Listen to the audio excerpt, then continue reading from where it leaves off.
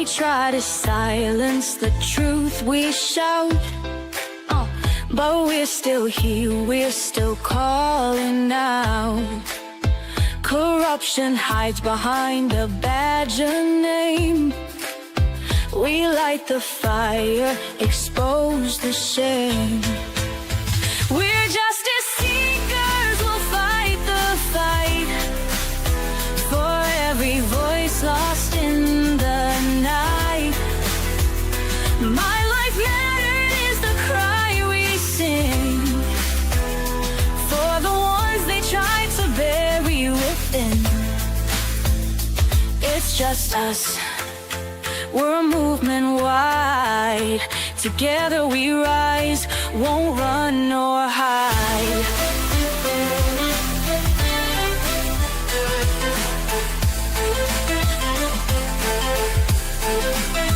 The stories echo, the pain runs deep. For stolen lives we can't just weep.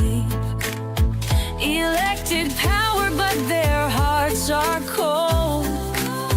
We'll bring the truth, let it be told. We're justice seekers, we'll fight the fight for every voice lost in the night. My life mattered is the cry we sing for the ones they try to bury within. It's just us, we're a movement wide. Together we rise, won't run nor hide.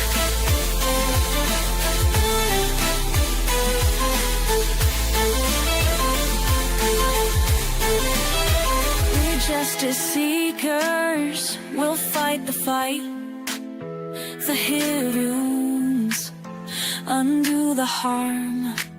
Calling out corruption, we'll stand tall for justice and truth, we'll risk it all. My life mattered is the cry we sing.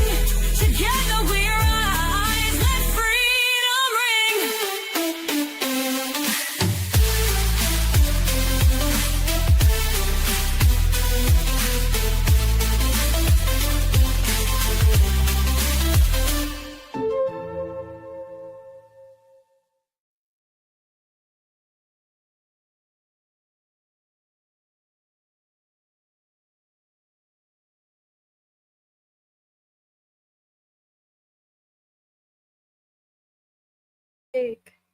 Hey everybody, welcome to Friday Night Lives on Friday nights with Social Change Warriors, calling out corruption. I'm Catherine Felton Page. I am the founder and your live stream host for Social Change Warriors, and also a victim advocate for the families that we are privileged to stand for and advocate for and help them with their cases of their loved ones who are no longer with us, or in some cases missing and they haven't been found. So we are so happy to have you here tonight, and happy Valentine's Day. So glad you could join me. Whether you show up here on the live stream, and I hope you're out enjoying your loved ones and having a great Valentine's Day. I do my celebrating all day long because it happens to be my birthday. So I thought, why not live stream on Friday Night Lives? I'm trying to keep up with all the witnesses from the Karen Reed case, so I don't want to get behind, and I did not have plans for after a certain hour tonight, and I decided to go for it. So I'm really happy for all of you that are out celebrating Valentine's Day with someone you love, whether it be a family member or your significant other. So there is your decoration for the night. It's a little bit down below, but there we go. I had it outside. I thought I'd bring it in and liven ththings up in here today since it's Valentine's Day on my birthday. Let me know, because this thing has a motor. And I don't have my headset on tonight because I have a little bit of an earache. So if that's too loud, I will have to deflate her, and because I don't want it to cause a problem with you hearing. So welcome. It's been a busy week here at Social Change Warriors. We had a very emotional live stream on Wednesday night on our Angry Bitch Club night, our Busy Bees. We were calling out the lack of a what we feel is a thorough police investigation into the death of Jason Veach here in Volusia County, my county here in Florida. And his widow, Kara, was with us again. And we have been working with Kara now for several months. Back in August is when we first met her, and I was able to review her case and start live streaming with her and advocating for her, attending meetings at the Volusia County Sheriff's. And now we're working on taking that up a step higher because they've closed the case. So I hope you can check out our library of live streams and go follow up and see if you're interested in helping us advocate for Jason Veach here in Volusia County and for his wonderful, beautiful wife, Kara, who's just an amazing human being.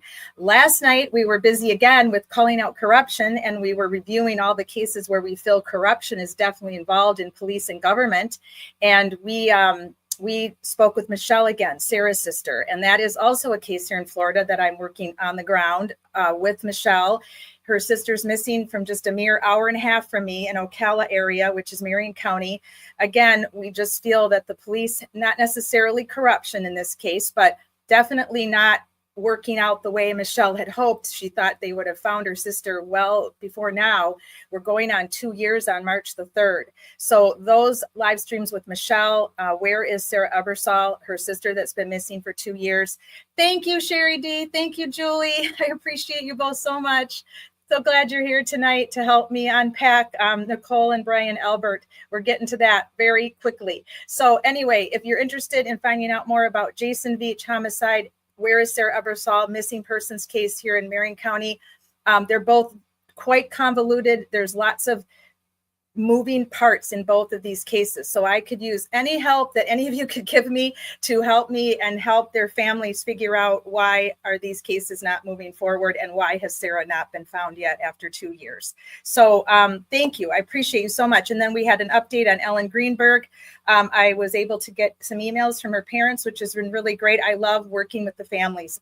I will stand for anyone that's out there that we have time to stand for. And sometimes I can't reach family members. Sometimes they don't want involvement from outsiders, but I'll still stand for them. So Suzanne Morphew, Suzanne Clark Simpson, Sandra Birchmore, we haven't made family connections yet, but I have had some exchanges with Mizzy, who's doing so much for Sandra Birchmore and for advocacy for her. So, but I do like to have family connections when I can. So we covered all of them last night in kind of a recap of where all of those fights for justice and advocacy stand. So thank you, all of you that came to those Wednesday and Thursday, and any of you on replay. Thank you so much for your support. So tonight we are back into Friday Night Lies, which I play off on Friday Night Lights. So I'm a big football fan. Most of you know, sports fans. So I thought, why not Friday Night Lies?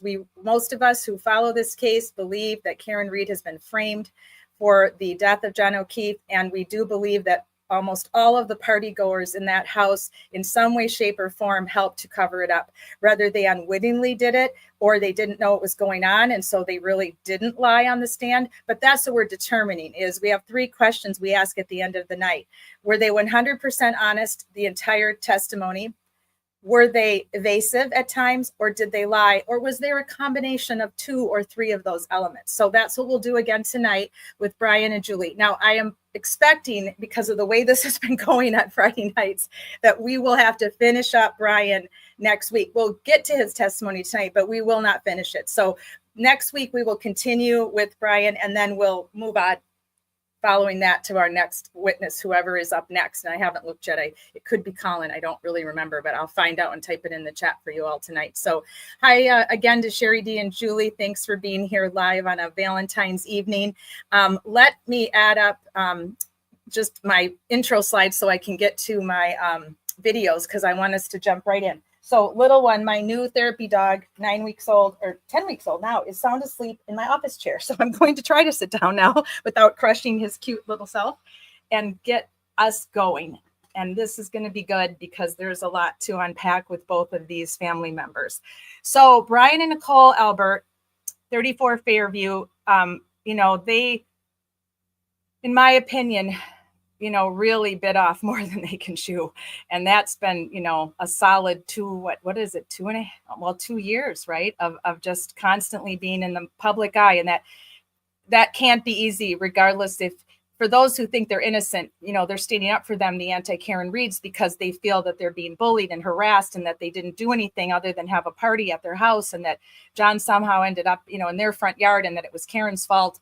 So they are all quite feverish about it, and they come after you if you dare do or say anything on social media, right? They're all over you if you say anything against this family, which is understandable, because if you're part of their family and if you do believe that they're all innocent, think about it, on the other side, it would be very distressful. So unfortunately, we don't feel that way, those of us on the Free Karen Reed side, and none of us knew each other. Most of us did not know each other before this event happened, this tragic event that night in that blizzard. We have all made friends with, so many of us have made friends with each other. Sherry D, Julie, Shauna, I've made so many really interesting friends that I've really appreciated getting to know, because I decided to follow this case, and I was in several of the live streamers chat boxes. That's where I first saw all of your handles and, knew you only by your handles. Now some of us have become friends, and we talk and we text and we talk about other cases.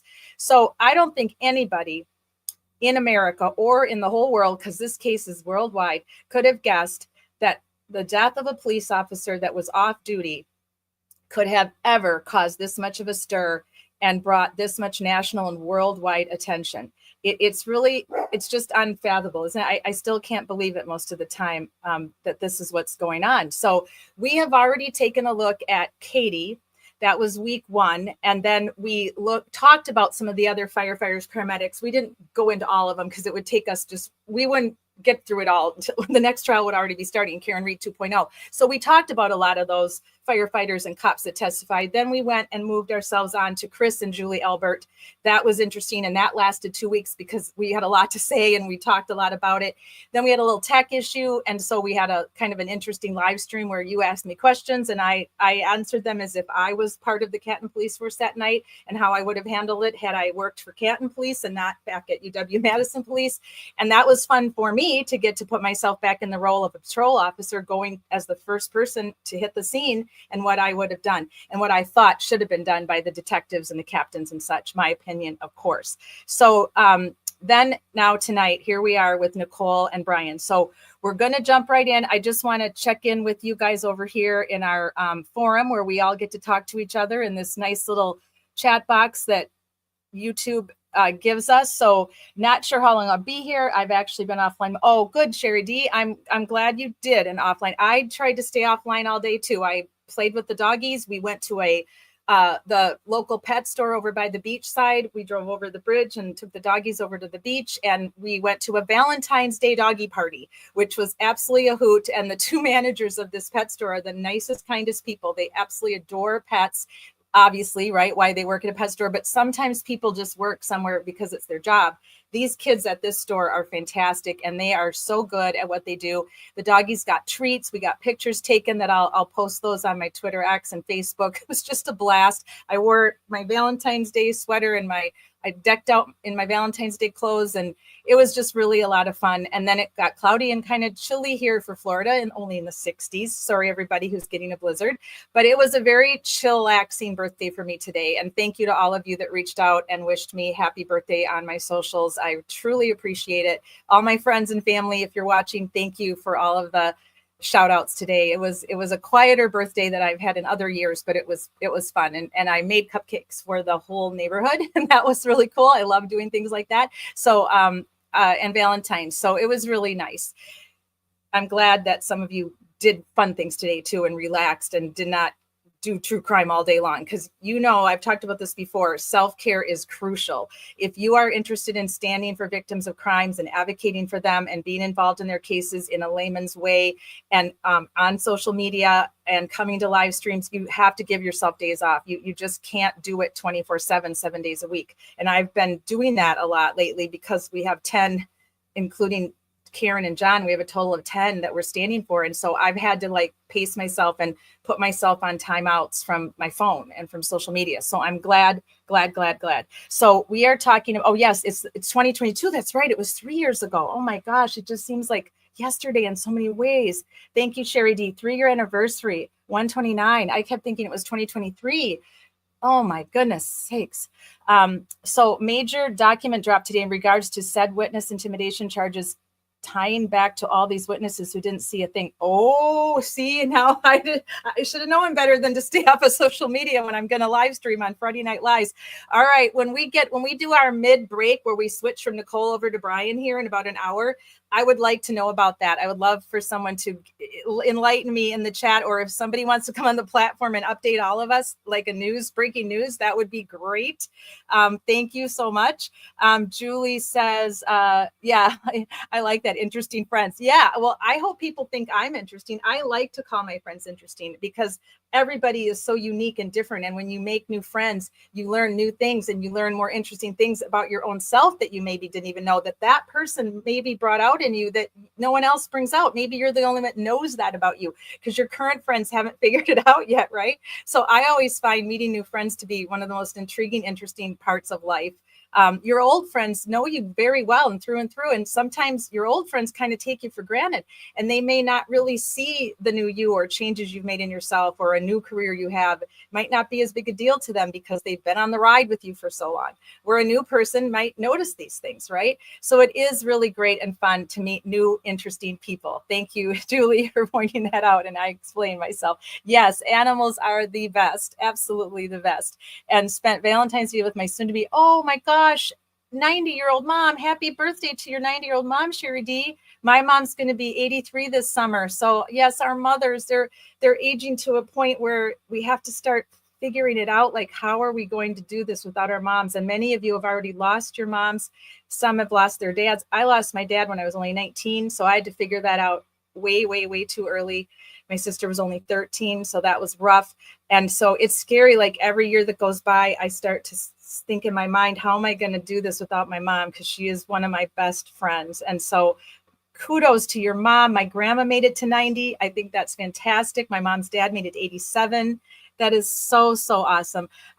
So let's see here. Bettero doc drop, motion to dismiss, and TB case ties into Karen Reed case in the document that's oh my goodness, 46-page summary. Holy cow, that's a lot. All right, I know what I'm doing tomorrow over coffee, catching up on everything I missed today. So, all right, let's just get into it, guys and gals that are here with us tonight. Let us move on. And now this, I could not get this to open for some reason. It wasn't letting me. So we're not going to do that right now. I may do that, try to figure it out while we're watching. But before we start, I just have to mention that this was all very interesting, wasn't it? Back between the switch between, I think it was Julie and then Nicole, there was the whole issue with Aiden being removed from the court, which just seemed absurd to me. Like, I don't know how you guys thought about it. And whether you love or hate Aiden, because he's kind of a love-hate kind of guy, because he has his moments where he can be very harsh and very coarse and not always friendly to the chat and to other people that have opinions about things. But he's a journalist now, and he's turned himself into an investigative journalist of sorts. So it'll be interesting to me to see if when this is done and Karen is freed, let's hope, and they do actually arrest who is going to get arrested, we hope. But then again, we don't know. The evidence is just gone with the wind. The house was sold, carpet ripped out, pools cemented in. I don't know. Where's the dog, right? I mean, what can we really do? That is one of my fears with the Ellen Greenberg case, is that they tarnished the scene. They had the apartment cleaned.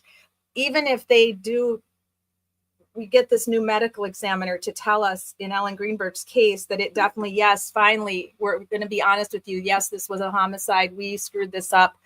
Where is the evidence now? How are we going to convict anybody? How are we going to get anybody, prosecutor, to push charges on anybody? It's very concerning to me. And I feel the same way about John O'Keefe, about getting justice for John O'Keefe. But first and foremost, we have to free someone that's been framed by our advocacy, right? And standouts that we've all been doing so amazingly in Canton and Massachusetts and state and worldwide for that matter. So I never agreed with this. I thought this was utterly insane. The fact that they made it out that they were so afraid of him and so intimidated that he couldn't be in the courtroom as a journalist, that to me was a breach of his First Amendment rights. And also, the court allowed these third parties who were presented as a third party culprit possibility theory, right? But it was still presented that way. And there was so much evidence that could have led people that way. They're allowed in the courtroom. They're allowed to sit right across from the jury. They bring in Colin. They brought in Jen, they brought in Brian, and they're just staring, glaring right at the jury. How was that not intimidating? So how they can do one thing and then another. Well, you guys know this whole case has been an absolute sham and so much hypocrisy, like the ultimate of hypocrisy, right? So let's see here. Kat, when you read, okay, look over 40 time, everything you're saying will tie in together. Oh, well, great. Thank you for telling me that. I'm glad. I will definitely do that. I will check that out tomorrow. And I really appreciate it that you guys are up to me on that and told me about it. Julie says, yeah, it was a lot. Melanie went over it this afternoon. Oh, good. I really like her. I can listen to her and save my eyes too from reading, and I can just close my eyes and listen to her if I'm tired in the morning. She's going to cover, oh yeah, the pedo cop who was released from jail in Dartmouth. Oh, okay, which is a rage. Oh man, unbelievable. You just don't think you can hear any more nonsense coming out of one state than you hear out of Massachusetts. But as you all know, I had Ed Byers on from Indiana, and he was instrumental in helping call out the corruption in Clark County, where now several arrests were made. The sheriff's already in jail, 14-year sentence, because I think it's 14. It might only be 11. He took a plea. I think his wife got probation. I know his daughter got a slap on the wrist, which shocked me. So we're going to have Ed back in March and go over all of those arrests with you, because some of the sentencing of that was very limited. And very disappointing, I think, for a lot of the people that live in Clark County because of the massive corruption that was going on there. So it's not just in Massachusetts. It's not fair for us to say, oh, Massachusetts, you're so bad. You're bad, but you're equally as bad as a lot of other states. And there's things going on right now that we don't even know about that we need someone to uncover and send our way, right? So that we can do our advocacy. So let us now dive into this. I'm not going to do that ABC recap till maybe in between our break, we'll do it. So Nicole, I just want to tell you guys before I start playing her testimony that I have always had a little bit of a soft spot for her, because I really truly believe that she really did the majority of the work for that family while Brian was off filming and being a movie star, TV star, doing a massive amount of overtime. And here she is raising these kids basically on her own and still working. I think she's been working a part-time job now for 8 years, but the majority of the kids, have been growing. But I still think, I just feel she sounded so downtrodden. I want to ask you guys' opinion on this, but she seemed very depressed. And I'm sure she is. I mean, this is all of this attention on her when it wasn't her fault. She didn't do anything to bring this on. She didn't cause it. And I don't believe she was part of it. But obviously she was forced into covering it because it's her husband. It's Brian. So what else is she going to do? So I do have a soft spot for her because she's really been very low key and not really trying to be in the media. You can't even find a picture of her. I think they've scrubbed her off the internet. This is the only picture I could find of her. I think I found one of him and the kids. I don't know if any of the rest of you tried to Google her, but I did. And I couldn't come up with much. So I came up with a high school picture because that's in a yearbook, right? So, and the crazy hair that was, back in the early 90s when she was in high school. I think she's roughly 10 years younger than me. But so Nicole knew Buster's sister, Jen, sleep with her husband, Brian. Yeah, I mean, is this Canton Rumorville? Is this the Housewives of Canton? Do we know this for sure? I don't know. I love it that you put it up because I wanted to go there, but there's so many rumors about, were they swingers? Is there a swinging club in Massachusetts? Well, sure there is. There's a swinging club about 30 miles from me. Not that why I know about that, I'm not telling you, but no, it's not because of me. I know someone who knows someone. And I actually went to high school with someone who lives up near Jacksonville that told me about how many swingers live up there. And there's full neighborhoods of them where they use their little upside down pineapples to let people know that that's the new key. I guess that's the new sign. If you have an upside down pineapple hanging from your golf cart in Florida or hanging on your front door, that's a sign that you are willing to entertain new swinging couples into your life. So, yeah, that we could go on that forever. So, yeah, Nicole Albert looks done. Yeah, she did. I thought her whole testimony, I thought she looked exhausted. I thought she looked beaten down. Obviously, if I go so far as to say, I think there could be some form of abuse in that marriage, not necessarily punching and hitting, but we don't know, but verbally, because Brian can be a nasty guy. I mean, if he's a nasty guy to strangers and a nasty guy to his own friends, can you imagine how he would treat his wife if she did or said something he didn't like, or just because he can, because nasty people that are involved in domestic violence abuse, whether it's verbal or hands-on, are very nasty people with anger management issues, right? So let's see here. I don't have a sauce, but okay, tell it like it is, Hawkeye. Glad to see you back, MCAT. I don't have a sauce. I think she has tolerated bad behavior from a bully husband for 30 years. Yes. She could dump him and get half a BT. Yes. I do not feel sorry for her. I get it. I do. I understand why you're saying all that. It's very hard. I mean, when I've worked in domestic violence shelters, the stories I hear have made me lose sleep at night and turned some of my nice orange hair much lighter red than it used to be. I have to tell you, because women have so many reasons in their own brains why they stay with mean men, and not always punching and hitting mean men, just verbally mean, abusive men who cut them down and put them down and run the show and don't let them, give them an allowance, basically a budget. I've met many women who weren't physically touched, but were mentally hurt by their husbands to the point of having no self-esteem, just trying to live it out until all the kids grow up and then maybe I can get out. But it's just, there's so many stories and they're all different, and then the system doesn't always work either. Many women do call for help. Many women try and leave, and the system F's them over, and it doesn't give them restraining orders.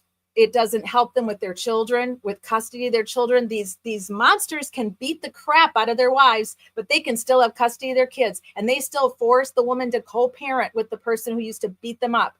It's a shit show, the family courts in every state. I don't know when and how they're going to fix it, but that's why I have a soft spot for her, because I do feel my social work side, even my little bit of my ex-cop side, the DVs that I have seen and gone to, it's deep, it's convoluted, it's complicated. But you all absolutely are entitled to your own opinion. And Kat says she chooses to stay. Sure, she does. But remember, choice is very subjective at times. When you've been beat down for so long and you're so depressed and you don't have any value in yourself anymore at all, because you've been yelled at, you've been called names, you've been told things that you should never be told by someone who's supposed to love and care for you, is it a choice? Is it then a choice? And remember, a lot of women too are absolutely petrified to be out on their own. They got married right out of high school or right out of college. They were in their parents' home. They were in a roommate situation or a dorm situation, and then they're married.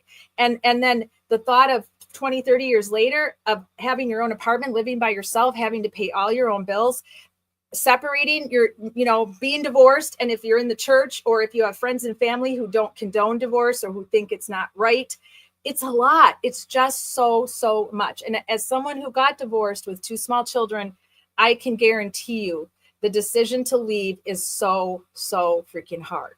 I can't describe it to people really what it's like. She would not be destitute. Sorry, no sympathy. Okay. I get it, MCAT. I feel you. I get it. You have your opinion, and I love that you do. And that's what we're here for. Anybody's welcome to say anything to me in this chat, disagree with me, debate with me. I am okay with it. So let us get into this. Let's start out. So I'm going to go ahead and turn my camera off here for a minute. I'm going to go and bring up our share the screen here with you guys. And we're going to start out and see what we think of her testimony. And this came right after Julie. So this is day 9. Let me make sure I got the right one. Yep, I think this is right where 10 Boston. News worthy of you.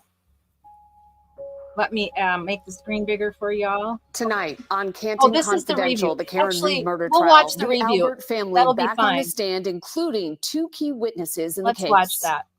He's out in the snow. We found him out in the snow. We don't know if he's okay. John O'Keefe and Karen Reed never entered my house. Good evening and welcome back to Canton Confidential. I'm JC Monahan. And I'm Glenn Jones. A full day of important testimony in the Norfolk County Superior Courthouse. For the first time, we heard from former Boston police officer Brian Albert and his wife, Nicole. You'll remember Brian and Nicole owned the home where Boston police officer John O'Keefe was found unresponsive on the front lawn back in 2022. Today, they testified about that night. and answered questions about their family dog named Chloe and the sale of their Canton home. Joining us live in Dedham with a full recap of today's important moments is our Kirsten Glavin. Kirsten. That's right. Today we heard from Brian Albert himself explaining that John O'Keefe never made it inside of his house that day when everybody else did to join that party. Of course, Karen Reed's attorneys are saying he did. Hear ye, hear ye, hear ye. Court on Friday, beginning with Julie Albert back on the stand, answering final questions about her friendship with Courtney Proctor, the sister of lead investigator Trooper Michael Proctor of Massachusetts State Police. Shortly after you had been interviewed, you called Michael Proctor's personal cell phone number, correct? I don't remember. Fairview Road homeowner Nicole Albert next up. Reed's defense asking pointed questions about their dog Chloe, including why she was given away 4 months after O'Keefe was killed. In May of 2022, 4 months after Mr. O'Keefe's death, you got rid of your family dog of 6 years. Objection. So is that true? Is that when you got rid of your dog? I did not get rid of my dog. I rehomed my dog. Her husband, Brian Albert, later recounting a fun evening everyone had at their home the night before O'Keefe died. I think people were just sitting around, having drinks. Someone had a speaker and they were listening to music and just talking and hanging out. Underscoring that he never saw Reed and O'Keefe show up. After Brian left, I had gone upstairs and hung out and watched TV up in my bedroom. John O'Keefe and Karen Reed never entered my house. The next morning, Albert says he slept through some of the police response, not knowing what had transpired. Shock. That's how I would describe it. Everybody's reaction that morning was utter shock. And when asked why he later sold the house, Albert stating he got a good deal during COVID. Did the sale of your house have anything to do with what occurred there on January 29, 2022? Absolutely not. Leaving court, we caught up with Reed's attorneys. It makes absolutely no sense. I slept through it. They've got a 70-pound German Shepherd 6 feet from that window that would have been barking. They still have a different story to tell. Did John O'Keefe make it inside that house? Of course he did. Of course he did. Now, also new tonight, those Karen Reed supporters who want to get rid of that 200-foot buffer zone have filed a motion for reconsideration to the Supreme Judicial Court, which initially upheld the judge's decision. So we'll keep an eye on where that goes. That's the latest live here in Dedham. I'll send it back to you guys.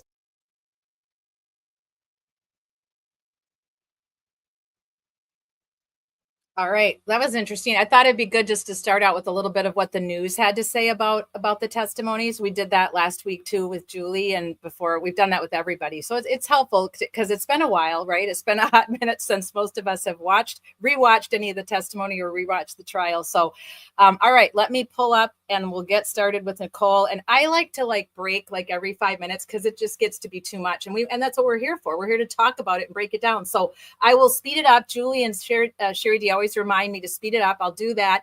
And we'll go as far as we can. If we get tired, if we're ready to break, we'll just finish them up, both of them next week. So we'll just go as far as we can on a Valentine's Day evening and Friday night. If I'll ask you guys maybe about an hour and a half in, how you feeling? Do you want to go a little further? Do you want to continue with these two next week, or do you want to keep going? It says I have nowhere to go or nothing to do tomorrow, so we can go as late as you all feel like going. So let me let's pop up. Okay, JOK, yep, 129.22. Thank you for reminding me of that. It's been 3 years. I kept thinking it was only 2. All of you reminded me. Thank you. MCAT, Caitlin was involved. Caitlin, I heard what was happening at the Waterfall Bar per the video showing during the trial. Oh yeah. That this is going to be interesting when we get to Caitlin, because I thought Allie, Jen's daughter, was more kind of kind on the stand. She seemed a little more believable at times, where Allie was, to me, just like her parents, like Stonewall, just like her dad. I mean, really, it was hard to listen to her. And then, of course, her boyfriend, what a complete waste of air to even put him on the stand. But anyway, MCAT says, Sherry, I agree. All right, let's jump in. I'm going to present the screen again, and we'll go up and grab the testimony. Here we are. We don't want the recap. We want this one. Okay, I think this should be it. we have to get through the commercials because I did not pay YouTube yet for commercial-free content, which I will do soon. I usually pay for commercial-free because it helps not having to deal with the commercials. So we're probably going to have to sit through a couple commercials, but I'll skip. Which is ridiculous for me to say because I'm actually pretty old school. If anyone else was let me go interested back. Let's see, where are we? And to intimidate those witnesses. Those witnesses will be called to testify in this.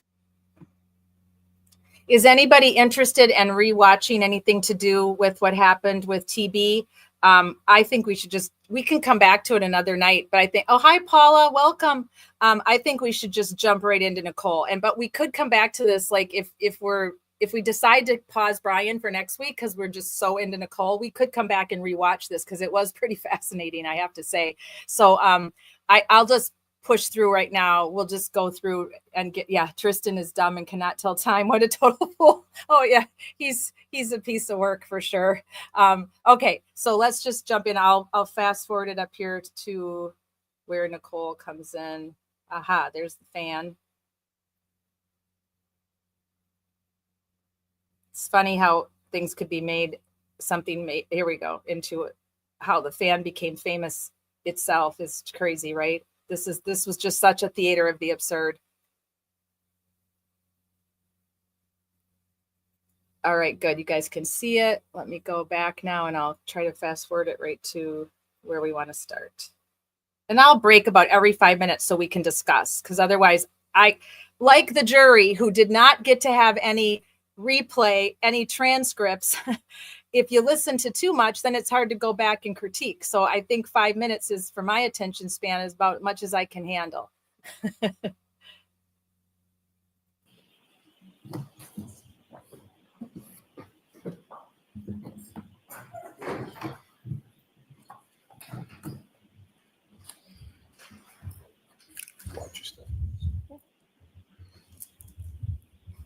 Keep an eye open for excessive blinking, like cottonmouth symptoms. These are all signs of stress when somebody lies or when they feel like they're going to have to lie.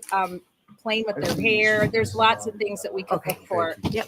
Hers won't be necessarily as much because she didn't have to lie as much. Mr. Lally, whenever you're we'll ready. see it. Thank you, Ron. Good morning. Good morning. Could you please state your name and spell your last name? My name's Nicole Albert, Albert. And where do you live? Norwood. And about how long have you lived in Norwood? About a year. And prior to moving to Norwood, where did you live? Where did you live prior to that? Canton. How long had you lived in Canton? My whole life. Now, the specific address, where did you live in Canton prior to your move to Norwood? 34 Fairview Road. And how long did you live at that house? About 12 years. And are you married, ma'am? Mm-hmm. Yes. What's your husband's name? Brian Albert. Does he work? He's retired from the Boston Police. About how long was he an officer with Boston? About 30 years. And do you have children? Yes, we have 5. And how old are your 5 children? My oldest daughter is 28, and then I have a son who's 25. I have another son who's actually 23 today. And then I have twins, a boy and a girl, who are 20. And your oldest daughter, what's her name? Caitlin. Your oldest son, what is his name? Brian Jr. And Brian Jr., does he live with you currently? Now,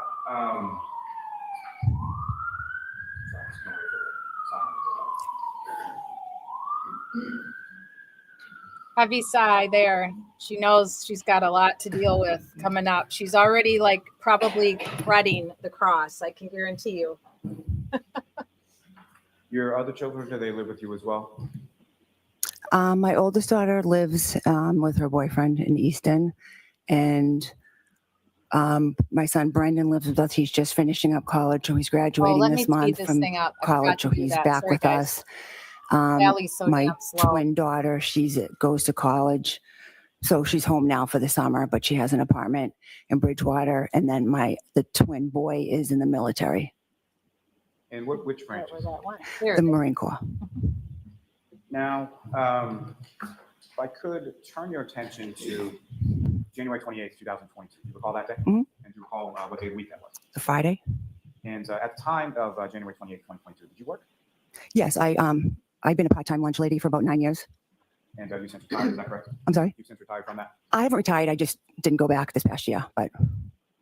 And Yep, she kind of pursed her mouth there. Do you see that? I didn't go back this year. Basically, in her brain, she's going, January my 29th life was has my son been a Brian shit Jr.'s show. 23rd birthday. And over the course of that week, sort of leading up into the weekend, what, if any, plans did you make with reference to your son and his birthday? He had mentioned he was going to get together with some friends on the Saturday night, the 29th, for his birthday. And I had said, okay, well, maybe Friday night, if anyone's around, any of our aunts or uncles or anyone, maybe we'll take you out, just local for some apps and drinks or something. And coming up to that day of Friday the 28th, what if anything? Did you catch? Well, they were, the forecast was saying a big snowstorm was coming in. Did you catch it when she said, maybe we'll take you out for some apps or drinks or something? I've been of the opinion, and please let me know if you disagree with me, but I've been in the opinion that that was all a cover, that they wanted to talk to John that night. This is just my opinion. I understand everybody who thinks Higgins has something to do with it, but I don't think so. I really don't. I think John found something out that Brian and Kevin and Chris did not want him to know. Maybe not Chris as much as Kevin and Brian, but I think they wanted to have a chat with him, and that was the night they decided to do it, even if it was spur of the moment. I just don't buy this whole thing with Brian Jr., who didn't even come to his own little family get together. Why not cancel it then and have it after the snowstorm? Why still drag your family and friends out in a snowstorm, potential blizzard, when your own son doesn't even want to come to his own little get together, right? So that this whole thing, she pierces her lips. So watch for that. That's one of her tells, by the way. I noticed this in the first trial. She does this when she's going to say something that she knows is not completely true.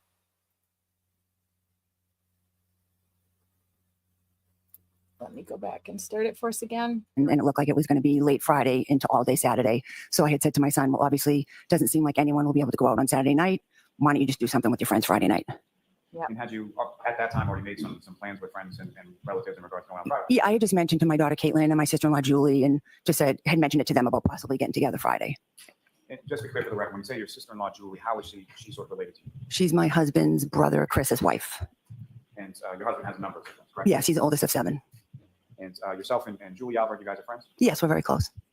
And so, also just one last question, sort of leading up through the course of that week, where did your husband Brian go? Sort of last minute, I believe it was Thursday of that week, he went to New York for a funeral. And you know who the funeral was in regard to? It was for a New York police officer who had just been killed in the line of duty. And recall how... Yes, definitely, MCAT. I agree with you completely. I believe he may have flown Thursday to New York, and then the plan was to fly back Saturday, but that changed with the weather, and he ended up, they didn't want to get stuck there. So after the funeral Friday morning, they drove home. A friend of his had driven, so he got a ride back with them on Friday. And only if you know, but as far as that friend that he drove back with on Friday, do you know who that was? The friend who I believe had the truck there and drove was Brian Higgins. Definitely Sherry D. There's definitely a reason for that. That day in January? Yes, he was a friend of my husband's. Now, on that evening of the 28th, can you explain to the jury sort of how it was that where did you decide to go with your daughter and your sister-in-law? We just decided to go to Waterfall, a local place, 5-10 minutes down the road from our house. My sister-in-law Julie picked me up at my house, maybe 7:30, 7:45, and we went to the Waterfall. And I believe my daughter and her boyfriend Tristan were already inside at a table. And when your sister Julie came to pick you up at the house, in addition to yourself and your son Brian Jr., with anyone else, were one of his friends there? I believe 2 girlfriends may have already had come, and they were just sitting in the kitchen when I left. And so you go out to the Waterfall. When you get to the Waterfall, where within the establishment did you go? We came in, walked in. I believe to the left there was just some small tables. Good question, and Julie. I think Caitlin and Tristan were already sitting there, so we sat down at the table and we ordered food and just hung out for a little bit, had food and some drinks. And as far as drinks were concerned, do you recall sort of what you were drinking that night? I was probably drinking White Claw. Now, later on in the evening, was there any sort of live entertainment there? Yes. After we ate, my daughter's boyfriend Tristan left shortly after because he was going to be going out shoveling, working with a plow guy. So he was planning to go home and just sleep, take a nap, because he was going to have to get up like in the middle of the night to go out and do that. So he had left. So it was just me, Julie, and Caitlin. And at one point, the waitress had said, "Oh, a band's going to be setting up where you're sitting. Can I move you?" So she just kind of moved us over to like a high top table. And then after you were moved over to the high top table, with anyone else came in to join you? Shortly after, I believe my sister Jennifer and her husband Matt came in. I had texted her just saying I was there if she was interested to come by. I think she said she was somewhere else. Did I want to come there? And I said, well, no, I'm already situated the band's going to play. I'm just going to stay here. So she said, okay, maybe we'll come there. So maybe 9 as she came in with another couple. I believe they had been at a basketball game, their daughter's basketball game. So she came in with them. And again, just to be clear, when you say your sister Jen and her husband Matt, what is their last name? McCabe. And she's your younger sister, is that correct? Yes. Now, Yes, as far as after they came in, who, if anyone else, sort of came in and joined you? Shortly after that, I believe Julie's husband, Chris, came in. He worked up the street at his pizza shop. So I believe shortly after 9:30, he came down, he came in. And then in the meantime, my husband was, getting close to being back to the area from driving back from New York. So I had texted him and said, hey, me and Katie and whoever else are here, if you want to come by. And he was like, oh, I'm kind of tired. It's been a long day. And I just pushed him a little, oh, well, Katie's here. She, just come. She wants to see you. So he's like, all right, maybe I'll pop in. So I believe after, so it was Jen and Matt and the other couple. And then Chris came in. And then I believe maybe around 10, Brian came in. And after your husband Brian came in, was there anybody else that came in and joined you? Shortly after, maybe 10:30, his friend Brian Higgins had come in. So I have to say this because I find it very interesting that these people remember what time somebody came in to join a party 3 years. Well, I guess it would have been, when was she on? She was on stand in May. So let's say, what, 2.5 years? No way, right? There's no way your memory and all the stress she's been under and everything that's gone on, you're going to tell me that these people remember what time people showed up. I couldn't tell you when I last went out to dinner with my friends what time people showed up. And that would have been like before my knee surgery in November. So a lot of this is so staged and so rehearsed and so prepared. So again, keep an eye out for that too, because a lot of these answers, there's just no way they would be able to say that with any kind of, but yet they can stick to 12:10 too, which was wrong. But there is no way she remembers what time these other people came into that bar. I just do not buy it at all.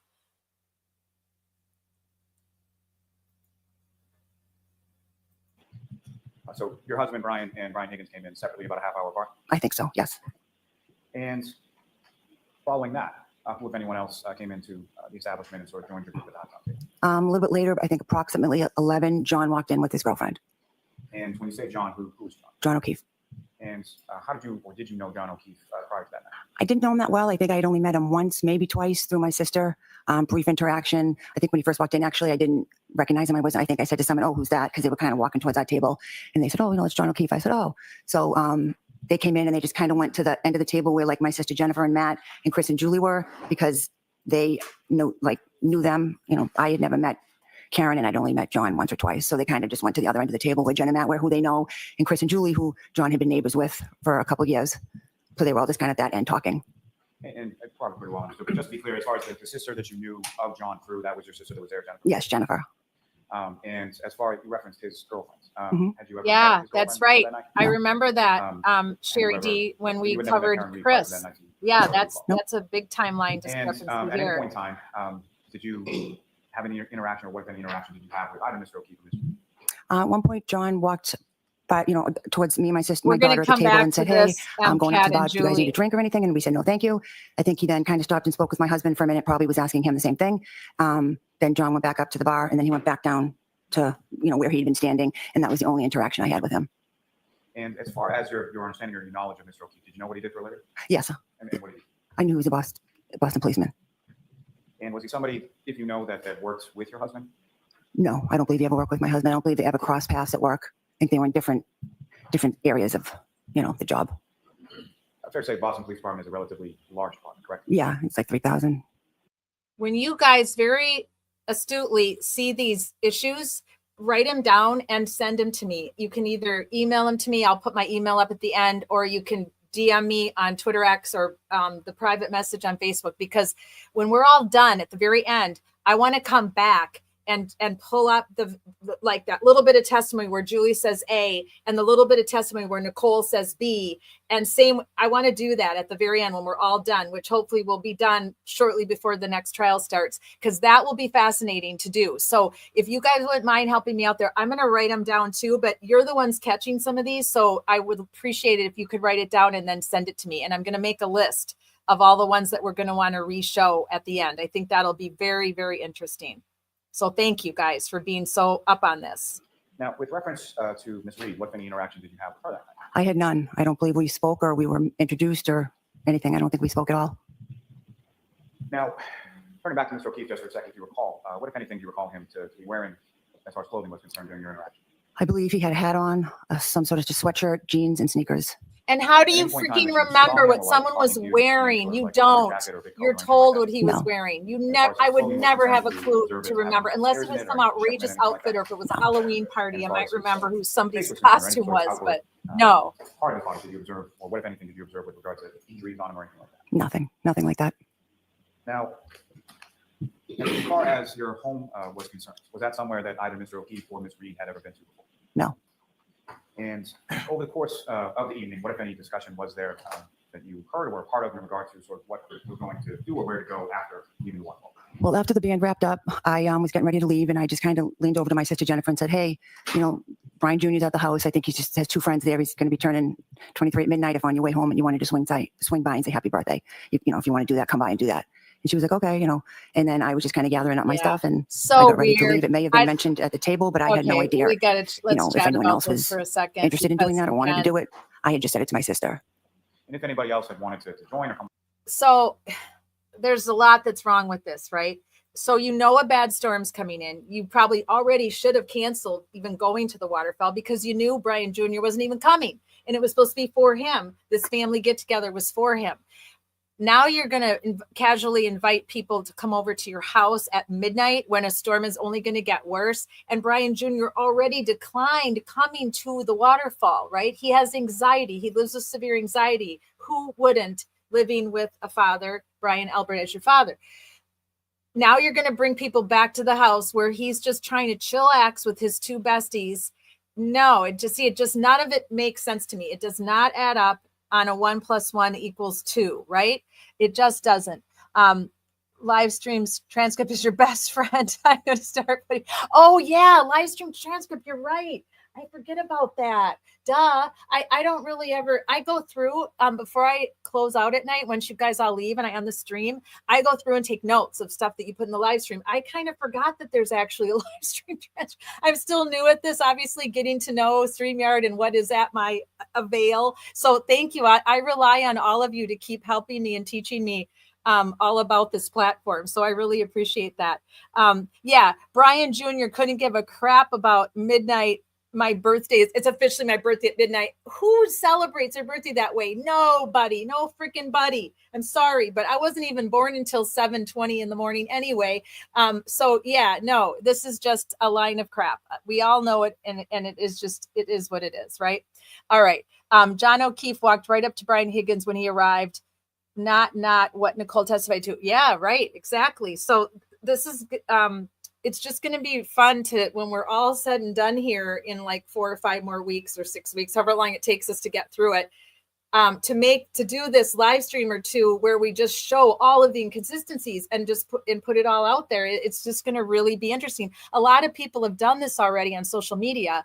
You've got all these amazing people that have kept, like you were saying, Julie, craziest person, like notes about every little thing, like Brandy and is it Olivia? I mean, there's so many of them, I can't keep track of them all, and they're amazing. Like they do all this like legwork with all the note keeping and they've done all that. But it would be interesting to do it in a live and to actually show all the inconsistencies, right? Match them up and show the testimony.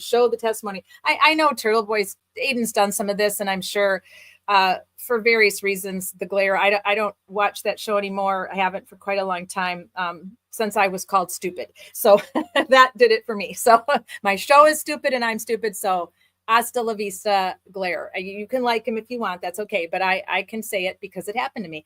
So I don't know what he's been doing. I don't know what LTL's been doing. I don't know what a lot of them have been doing recently. So they may very well may be showing these discrepancies and showing, one little clip of Nicole and one little clip of Julie, but I want to do it too, because I have a live stream, so I can do that. So I really want to do that for you guys when we're all done with everybody. So I'll take notes. I will look into the transcript thing. Thank you so much, MCAT. I did not know I had that. Did not know I had one of those.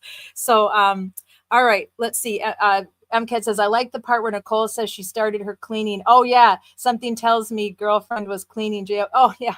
I agree completely. I saw a post today, but I think it was Goat Boy on Twitter. I might try to find that while it's rolling, where he asked everybody to put up all the times when they were trying to make themselves look like little angels. And it was hysterical. All the people, all the things that they were saying, about making themselves try to make themselves look better and primping themselves up to look like these great humans. So I'll try to find that while this is rolling. Okay, let me go and start us back up. Come along would that have been an issue? Oh, no, I would have no problem if anyone sitting with us had come. As far as you knew, you just communicated that to your sister Jennifer, and whatever happened after that happened. Yes.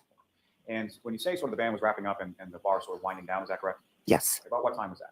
Like 12:45.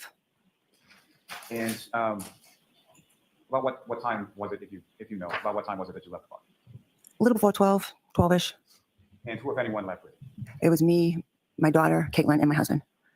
And how did you get from the waterfall back to your house on Thursday? My husband drove the three of us back to Fairview Road. And when you came outside of the waterfall and were sort of getting in your car and about to drive home, what, if anything, did you observe as far as the weather or what was going on at that point? It was just starting to snow a little, nothing major, just a little snowfall started coming down. You could still sort of see the street and the blacktop. Yeah. And again, about how long a car ride is that, generally speaking, from the waterfall to your house on Thursday? 5 minutes, 7 minutes.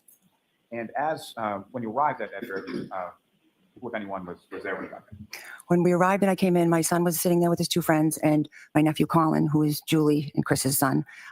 He was there. I kind of bumped into him when I walked in. I didn't realize he was there. I said, "Oh, hey, what are you doing here?" And he said, "Oh, I just stopped by to see Brian, but I'm about to leave. My ride's about to be here." Okay, big deal here, guys. Write that down, if you will. I'm writing it down too. Bumped into Colin. So she led me to believe that she bumped into him in that hallway, that he was on his way out, she was on her way in, and that's not what other people say. So there's definitely contradiction already right here with Colin. I remember that from the first trial. I remember writing it down. I should have dug out my old trial notes, but I kind of wanted to do this fresh. So, all right, away we go. Okay. And let me back up just for a minute. So when you arrived there, your husband Brian was driving. Where does he park in relation to the house? We pulled into the driveway. And typically, is there sort of an order to it as far as where the cars go, like his car versus your car versus any other car? Not really, no. Recall on that evening which side of the driveway he pulled into, the left? I believe it was in front of the left garage. And when you come hang on, Julie, I'll go back. Hang on a second. We can go back because it wasn't that far. There's a side door by the garage, and then there's like a front door in the front of the house. Because this stuff is all very important because other people say totally different things. Had a hat on, some. Did you have with her that night? I had none. I don't believe we spoke or we were introduced or anything. I don't think we spoke at all. Now, turning back to Mr. O'Keefe just for a second, if you recall, what, if anything, about what time was it, if you know, about what time was it that you left the bar? A little before 12-ish. And who, if anyone, left with you? It was me, my daughter, Caitlin, and my husband. And how did you get from the waterfall back to your house on Thursday?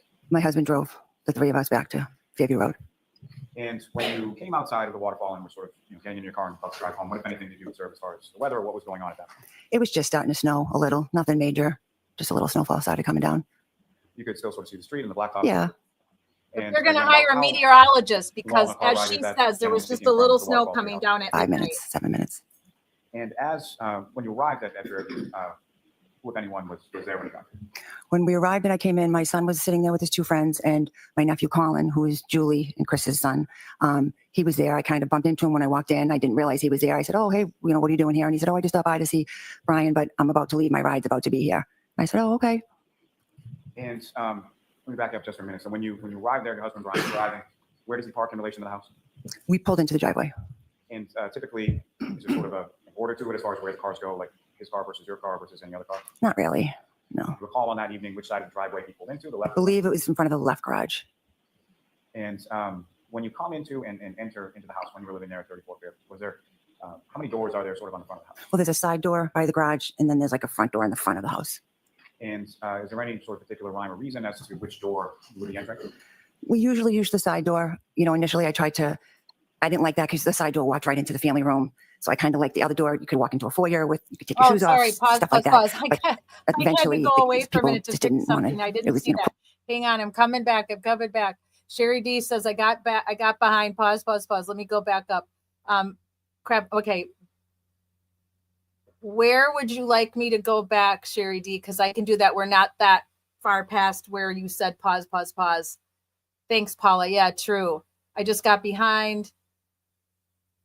How did Nicole know what time? Sherry D, how did Nicole know what time the band wrapped up? If they left a little before midnight, the band wrapped up at 12:45. Right.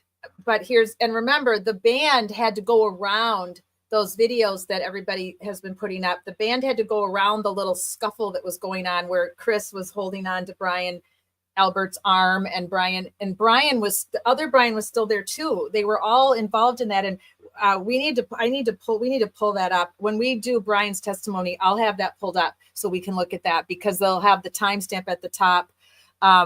Yeah. So Sherry D, do you need me to go back a little bit at all, or are you good? I was away in that little tech room for a minute. So maybe normal speed. Oh yeah, she does talk very fast. You are right. So let me put it down a little bit, because we're doing quite well for time right now because we did speed it up till now. So let me take it down to, I had it at 1.5. Let's go to 1.25 for a little while. How does that sound to everybody? And we'll see how we're doing for time, but I think we're doing good. Quicker to walk in the side door for the kids, I guess. So they would just go in the side door. But I think that night, because of the weather and it was wet out, I think I went in the front door so I could walk into the foyer and take my shoes off or wipe my feet or whatever. But some of the other people still may have gone in the side door. And when you sort of come into that front door where you were going in to sort of take your shoes off in the foyer, is that when you ran into your nephew, Colin? Yes. And about how old was Colin around that time? It was 17. And you mentioned that he had a ride. Did he give you any indication as to who that ride was? He didn't mention at that time who the ride was. And that sort of interaction that you had with Colin in your house prior to him leaving and walking out, about how long a period of time was that? A couple minutes, not even. Just a quick interaction. And then he left the home.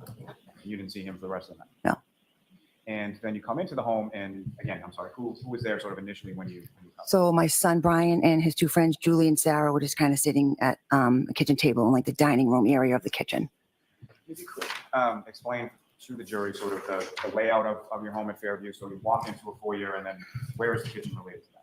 Well, if you walk in, if you go to the right, it's like an open doorway, and that's kind of like the dining room part of the kitchen. But then it extends to the back of the house where it's like an island and like the sink and the counters and the cabinets and all that. So it's just like long. So as far as the dining room and the kitchen, is there any sort of like wall or structure? No, it's open in between the two of those things. And then if I were to go sort of further back within that home beyond the kitchen and the dining room, what's back there? Well, to the right, there's like the family room.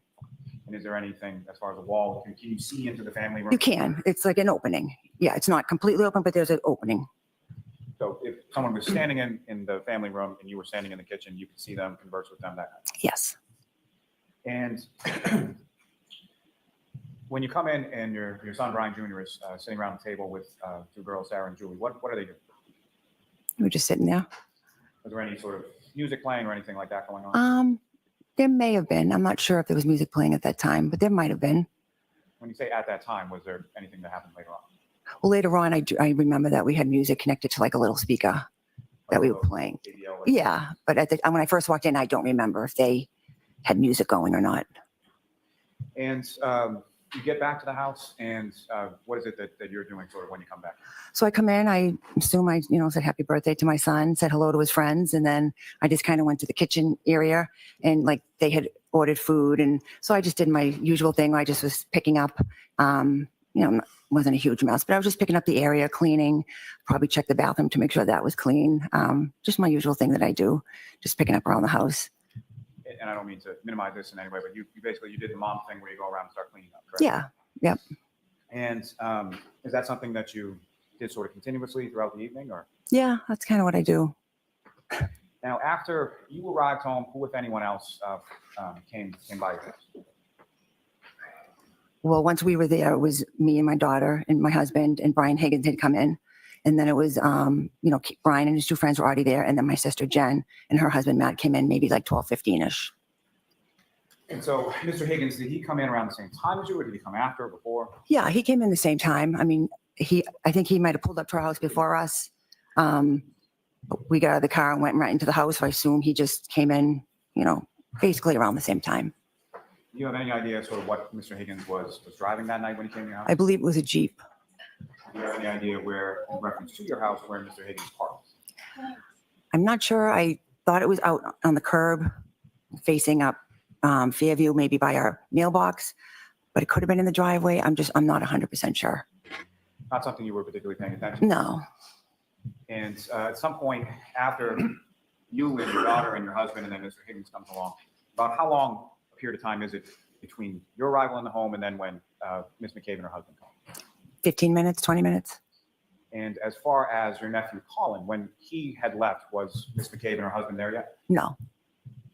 And when Ms. McCabe and her husband come, where is it that, while you're at your house, where is it that everybody sort of comes? They came in and they sat down at the kitchen table with Brian and his two friends. And then I believe my daughter, Caitlin, was sitting at the table as well. And back at your home after leaving the bar, was there any drinking that was going on there afterward? Yeah. And about how long, let's skip forward to a little bit, people had left your home. About how long a period of time was it that people, from the time that you arrived back from the waterfall to the time that people sort of left and you slowed down? By the time everyone left, it was probably close to 2. And who was the last person that left? My daughter, Caitlin. And you know how it was that she left, or who, if anyone, picked her up? Her boyfriend, Tristan, picked her up because, like I said, he was going to have to get up anyways overnight to. Okay, I'm just going to pause for a second. I want to go back and catch up with some of your, I've been posting them, but I just want to go back and go over what we think that last part. But now we're going to get into the part where they're getting ready to leave. It's 2 a.m. So let me see here. Where are we? Let me go back. Yeah. So Sherry D, thank you. You always catch stuff. I love it. I'm keep replaying Coco's times about leaving, but wrapping up, she messed up. Yeah. Can you type in the chat for us what you think where she messed up? Because again, this stuff is important, and it's going to be really interesting when we get to 2.0 coming up here. If it's going to be great if we do these lives at the end where we're showing these inconsistencies, because then they're there for us. And then when we watch 2.0, if they lie again, or if the story's now changed, if the times have changed, we can go back and be like, aha, it'll be a lot easier than to have to go digging through notes and files and the live streams. We can just fast forward and find it. Yeah, Colin's he's going to have major problems in life if they don't get a handle on his drinking. Let's just say he didn't have anything to do with it. Let's just say he did leave and he wasn't there, which we know it can't be true because they've spent way too much time trying to point out that he wasn't there. But let's just say he didn't do a thing wrong. He is a very messed up kid. I mean, he's got major alcohol issues at a very young age, which is not good at all. And his attitude is just ridiculous. He's going to have a tough time unless he works for his dad, because I don't see him following directions or being a good employee and following the rules at all. So, regardless if he was involved or not, and you guys have been saying, yeah, normalizing drinking and getting drunk at that age is just never good. And let's see here. Julie, I keep listening. Pretty certain she said 12:45, then takes a look over to the O'Keefe seating area. Oh, okay. Interesting. Yeah, they all do that quite a bit. Hi, somebody just woke up. Okay, I have to give you guys a puppy break here for a second. Let me see what I can do to be able to do that. Here we go. I have to give you guys a puppy break for a second. Here is my little buddy, Tanner D, touchdown Tanner. He has been sleeping through all these live streams right behind me in my office chair. He's shy. He's like, I don't want to be on that camera. Don't put me on that camera. He's 10 weeks old now. I adopted him last week at 9 weeks. I don't know yet for sure, but he's going to go to therapy training so he can be certified therapy dog, and I can take him to the hospital, to the children's ward, because he has the best, thank you. He has the best personality. I have had a dog in my life since I was 21. My first dog was a Cocker Spaniel named Tasha. And I've had the most amazing dogs, and they all lived into their teens, 15. One of them lived 16, 18 and a half. My grandpuppy was my first puppy in my life since Maxie, my lab, in 2003, and she lived 14 and a half years. And the other puppy was from 1997, and he lived 18 and a half years. So I haven't had a lot of puppies because my dogs just lived and lived and lived. Now Zeus, my grandpuppy, he's going to be 3. So I got to be in his life as a puppy because my son and I share this home here in Florida. So I have been around a puppy since 2003, but this is my first puppy I'm responsible for through and through. And but he already likes my son Zach, and my son Chris and Madison's excited to meet him. And Mom and Wendy, I've been forced to FaceTime every day because he's just such a good little buddy. Like, he doesn't bark very often, and he's content to be wherever I am and hang out. But when he's down, he plays and he's playful and he's very friendly. But he had a blast today at the puppy party at the pet store.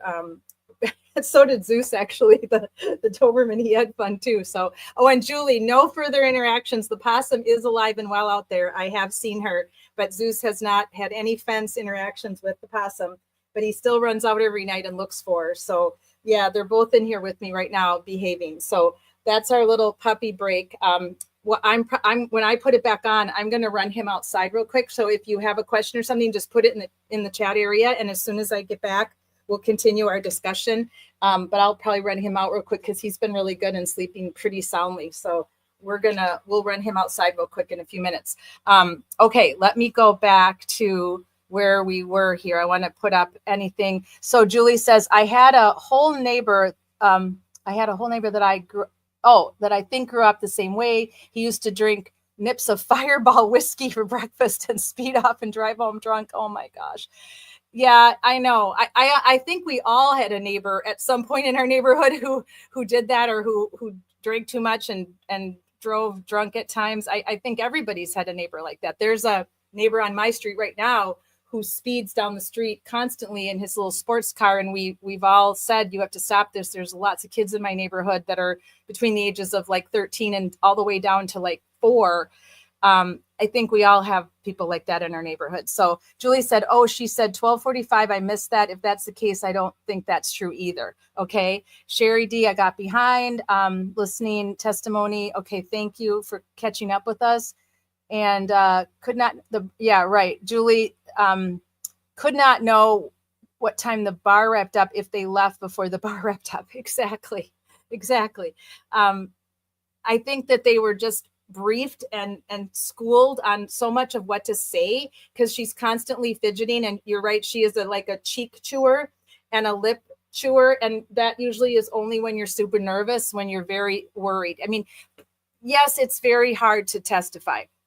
There's no doubt about it. I mean, having to go up there like that on the stand and testify, that is stressful. Even if you're planning to tell the truth, even if you don't even know a lie, because you're just going to tell the truth. But in this case, where they've been coached to say certain things and to make sure to stick to the time lane and stick to how much snow and stick to what music you were listening to and all of the different little lies and all the things they had to say to boost themselves up and make themselves look good, that's a lot to remember. And that's stressful for any human. So she is exhibiting a lot of signs of stress with the lip biting and the lip chewing, and that you can other things that if you're paying attention, that she is doing. So, all right, let me see here. Yes, Sherry D, they're also barflies and locals. They might know the band and at the bar, a lot of Cantonites. Yeah, and I was curious about that the whole time. Why was the band so dismissed? And why were people acting like no one had a clue who the band was?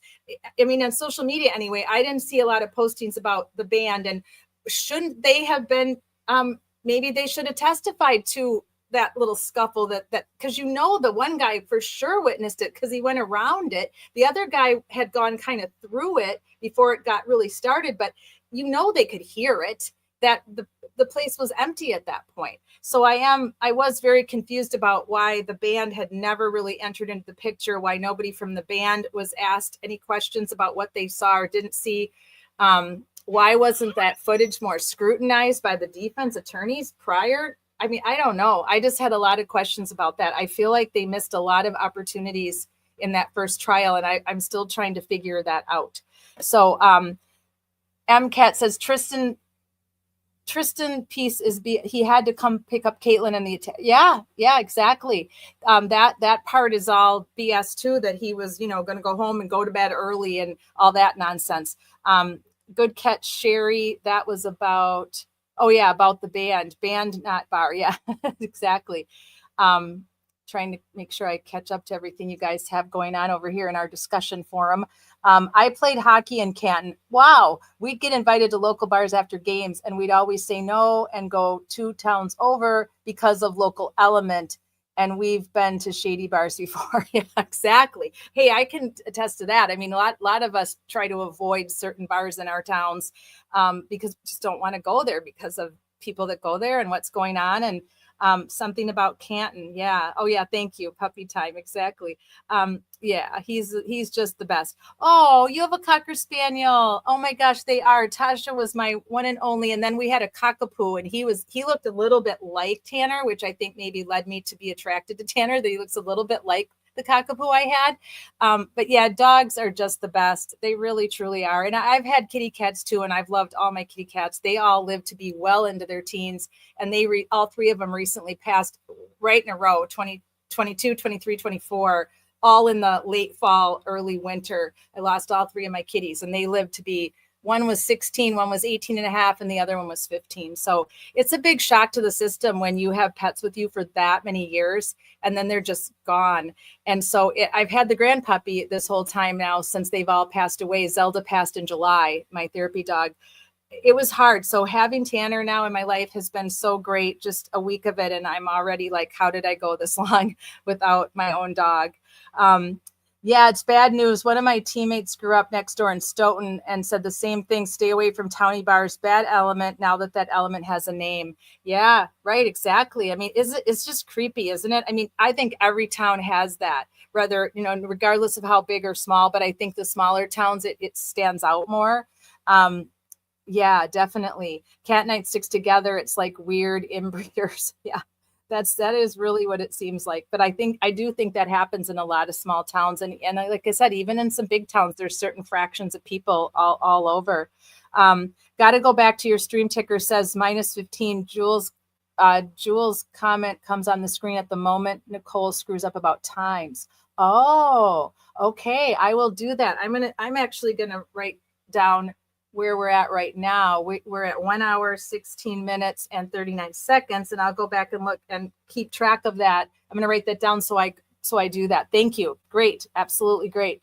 Coco said they left around 12. Coco testifies the bar wrapped up at 12:45. Yeah, you can't have both, right? You can't have both. Sorry, Nicole.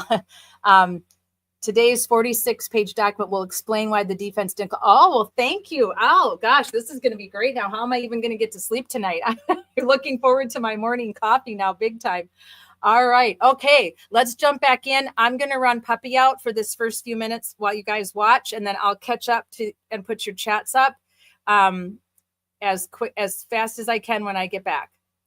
Feel free to obviously stand up, stretch, do what you ever need to do while we watch this too. I hope you're doing that. I get so glued into it and trying to catch every little thing that I forget to stand up, and I still have this silly knee that's still swollen that I have to remember to stand up and stretch. So I will take the puppy out and I will be right back. So here we go. Do the shoveling, plowing thing. So I think she didn't want to get stuck probably at our house for the next day. So she had just said, hey, can you? Okay, I'm going to end your answer there. Next question, Mr. Lally. Prior to your daughter Caitlin leaving, let me ask you this. As far as people leaving from your house, what was sort of the order of how people left and when people left? I believe Brian Higgins left first, approximately 1:30ish. Oh, no. Then Jennifer Nat and saying, Brian's okay. two friends says left 12:30, right? 12:45, 12:50.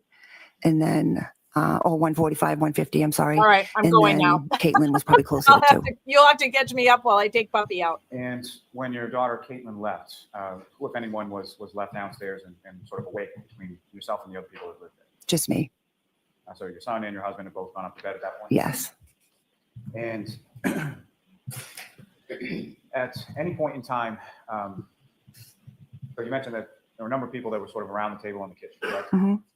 And Yes, sorry. where did anybody else go sort of around your house during that time? I know at one point my husband and his friend Brian were in our family room. So I kind of went in there and was talking to them. We had some shelves on the wall that just had a bunch of pictures, old pictures from our wedding or when Brian was in the Marine. So we would just kind of look at them, laughing, talking about them. We stood in there for a little bit talking. And then eventually we just moved into the kitchen area where everybody else was. And to your knowledge, had Mr. Higgins been over to your house at any point prior? He may have been at our house for a graduation party, but I wasn't sure if he had ever like been inside because the party was outside, it was a cookout. So I don't know if he'd been in that part of my house. Now, as far as the outside of your house, at any point in time during the course of the evening, did you hear anything unusual, see anything unusual outside of your house? I didn't. At any point in time, did you go, were you aware of anybody coming to your house that didn't come in? I was only aware at one point I saw my son, I think, either looking out the window or at the door, and his friend Julie, she went out the side door, and I said, oh, to Brian, oh, is Julie leaving? And he said, well, no, she had asked her brother for a ride. Objection, Your Honor. Sustained. So no conversation. And Mr. Lally's going to ask another question. Okay. So you saw your son's friend Julie go outside? Mm-hmm. Okay. And, So that has to be a yes or no. Okay. Sorry. and at some point, did Julie come back into the house? Yes. And about how long was it, if you know, that she was outside before she came back? I don't think it was very long, couple minutes. And over the course of the entirety of the evening, at any point, did anybody else, other than the people that you talked about previously, come into your house? No. And specifically, John O'Keefe or Karen Reed that you saw at the bar earlier that night, at any point in time on the evening of the 28th or the early morning of the 29th, did either of those people come into your house? No, they never came into my home. And at any point in time, even on that evening or that early morning of the 29th, were you aware that they were coming to your house? I actually wasn't. I think when I was in the other room with my husband and his friend, I had missed the conversations about Jennifer reaching out with John or her texting him and him texting her about where we lived. I didn't even realize that was happening, that they had any intention to come. Let me ask you a little bit about sort of going back to the waterfall just for a brief moment. Over the course of your time there, how would you describe sort of the tone or how was everybody at the waterfall? It was fine. It was a nice night. It was nothing out of the usual. Just had a good time. So nothing abnormal, no arguments, no fighting or anything like that? No. Same question as it relates to back at your house now at 34 Fairview Road. How would you describe sort of the atmosphere back there? Same thing. We were just hanging out, sitting around the house talking, having a good time, nothing crazy.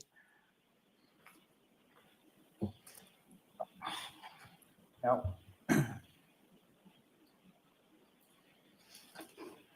after your daughter, Caitlin, gets picked up and she leaves, what, if any, how long did you stay up after that? I think once she left, I just did my final cleanup of the kitchen and, shut the lights, and I went upstairs to bed. And do you recall anything about locking the front door or any of the doors to your house before you went up to bed? No. Is that something that you would always do, typically do, never do?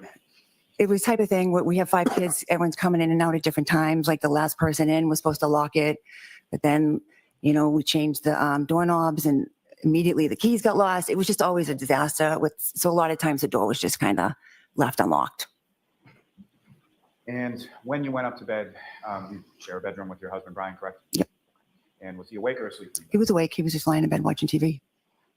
Now, as far as over the course of that evening after you come up to bed with your husband, do you recall anything about him talking to anyone on the phone or any phone conversations or anything like that? I do not. At some point you fall asleep and then you wake up the next day, is that right? Yes. And turn your attention to later on that morning of the 29th. So you had gone to bed about what time? Probably 2:30ish, somewhere around there. And it's a little unclear for my question, but when you go up to your bedroom, about what time is that? About 2-ish. And so the 2:30 that you're talking about, is that sort of when you fall asleep? Yeah, sometime around there. And from that next morning, how is it that you wake up the next morning? Well, at some point between 6 and 6:30 that morning, my sister Jennifer came bursting into my bedroom. And comes bursting into your bedroom, is that correct? Yes. And what, if any, how would you describe your sister Jennifer and how was she sort of acting at that point? Well, she came in, my husband and I just kind of sat up in bed, and she's saying, he's out in the snow. We found him out in the snow. We don't know if he's okay. And my immediate thought was just that something had happened to one of my children. Something had happened to one of her children. I couldn't imagine why she was in my bedroom at this time in the morning. And I'm like, Jennifer, what are you talking about? And she's like, Objection. All right, next question. Your Honor, if I may? Can we approach? Okay.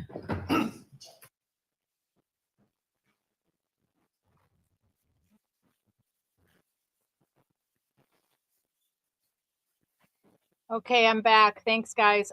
I realized what I missed. Obviously, sidebar, right? So I'm going to have to go catch up here with you guys. I'll figure out where we're at.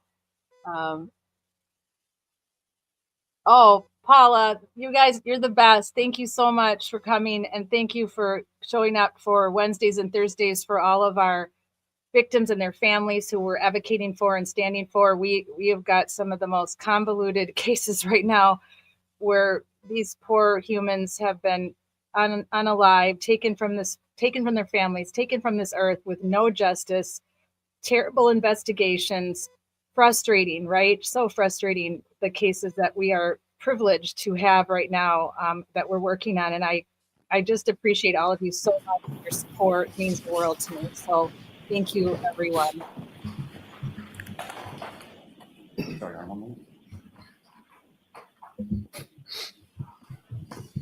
Oh, I'll put an email in right now, Sherry D. In fact, I'm going to put it right down there right now in the chat. When your sister Jennifer comes into your bedroom, do you know about what time that was? Between 6 and 6:30. And fair to say that's not a normal occurrence? No, it's never happened before. And if you could just describe your sister Jennifer's demeanor when she first comes into your bedroom. She was hysterical. Yeah, right. And, she said some things to you, and then where did you go from there?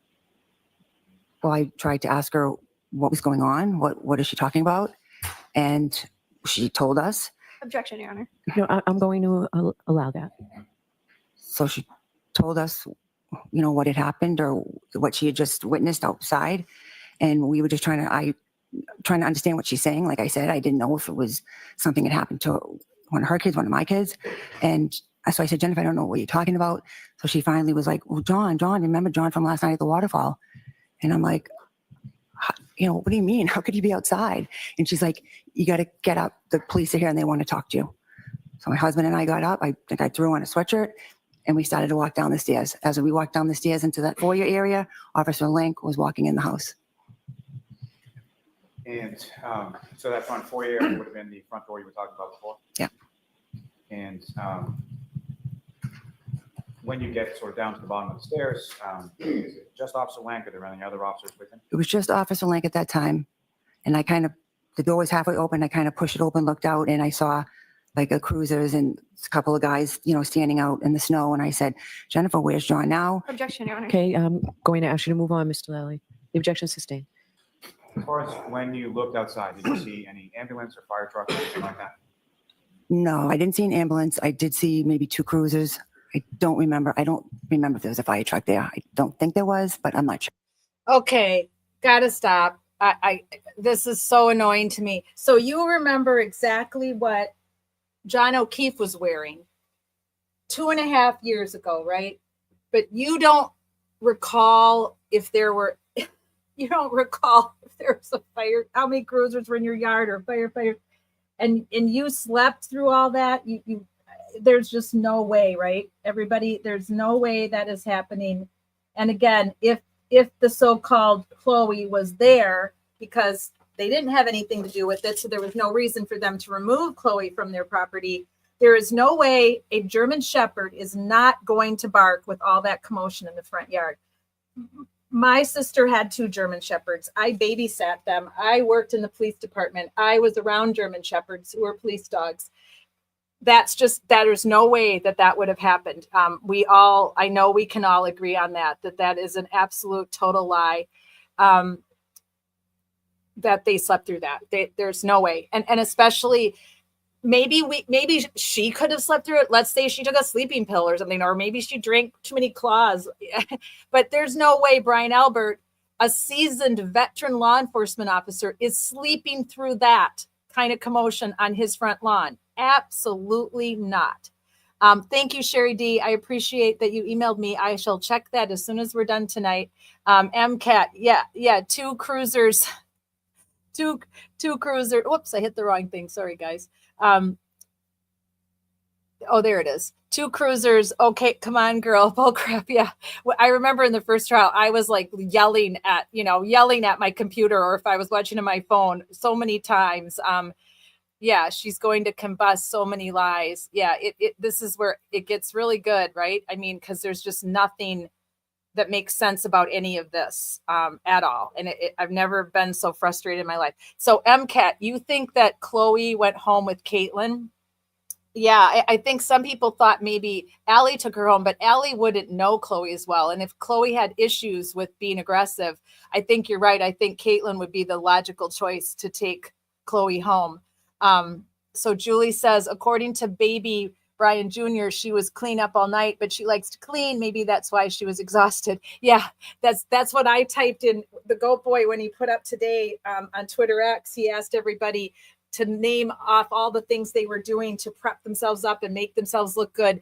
And I listed the cleaning when I replied, and other people listed everything you can imagine, from talking about how they're honest all the time, or talking about, all the good things they do in the community, or volunteer work, or going on diets for charity. And, just constantly, it was a very good text chat today. If you happen to be on Twitter X, you should go look for that. It was, I'm pretty sure it was Goat Boy that put it up.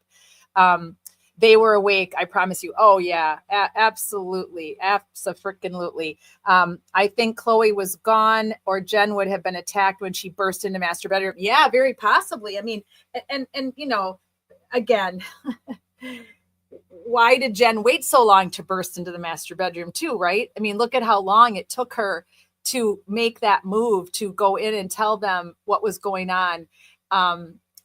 Again, 1 + 1 has never equaled 2 in anything to do with this case, and especially with these witnesses. Does anyone think Coco has been torn apart by BA? Oh, yeah. You mean like because she screwed up on the stand with her inconsistency? Is that what you mean, Shauna? I think so, for sure. I'm positive of it. Yeah. Julie says, make that MCAT. That's exactly what I said. If she ran into the house and wake everybody up, allegedly she would have made it past. Yeah, right. You're not just going to quietly walk in a house and quietly go up the stairs and then burst into a room. That is completely illogical. Makes zero sense whatsoever. She would have been, if the door was unlocked, like they say. And again, I don't buy that line of bullshit either.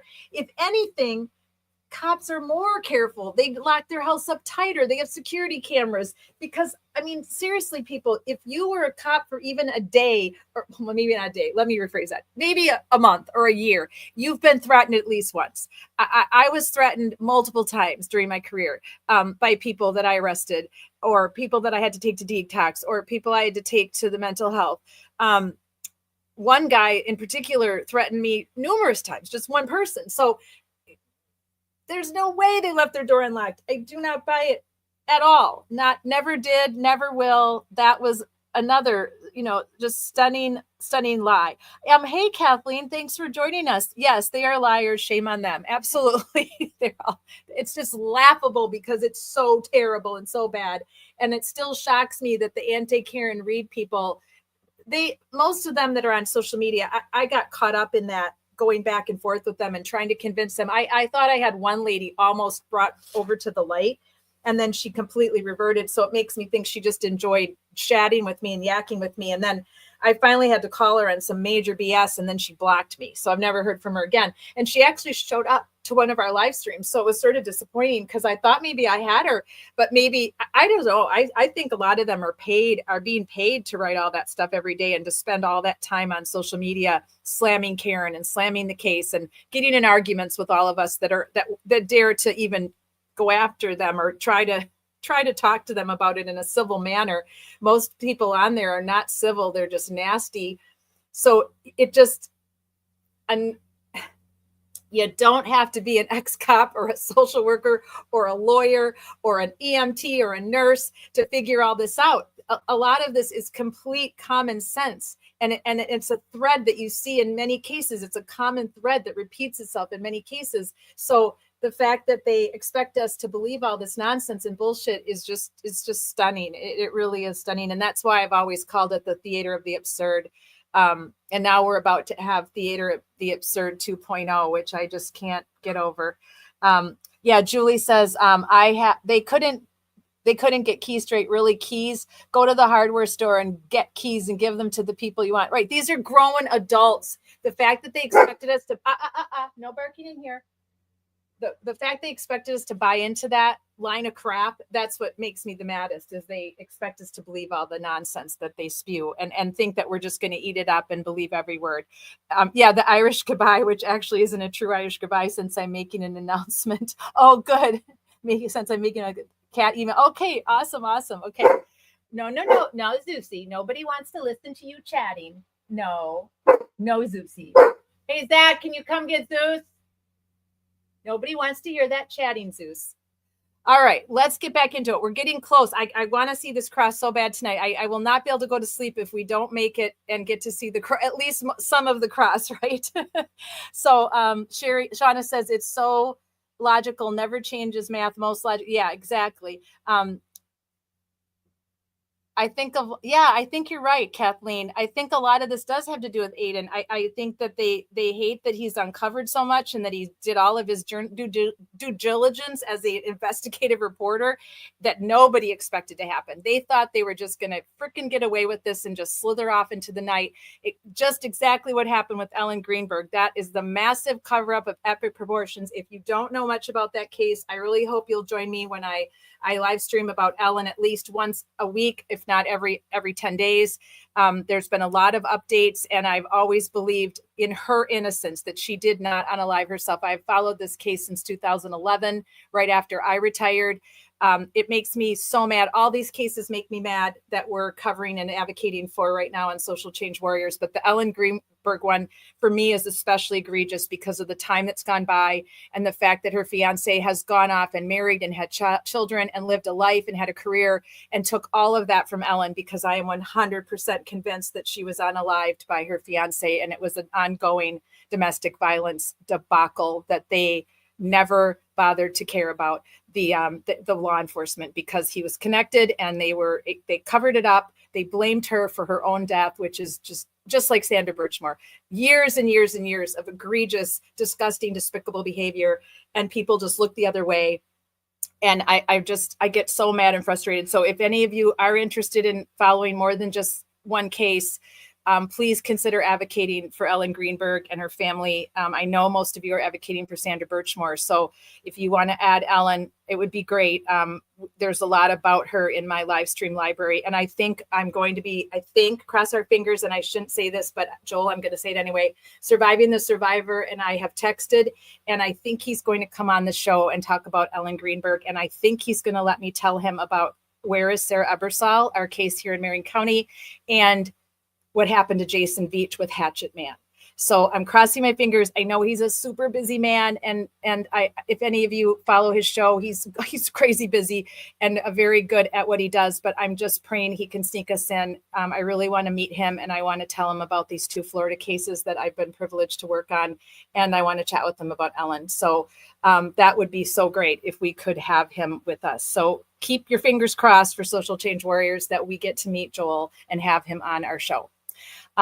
Okay, yes, Kat, it's utterly, absolutely criminal what they have done to Ellen Greenberg's family, criminal what they did to Sandra Birchmore and her family, and there's so many other ladies we're standing for right now that were in domestic violence situations and had at any time they'd been able to get out of it, they would be alive, and it's just heartbreaking, All right, let's go back because I really want to get to the cross.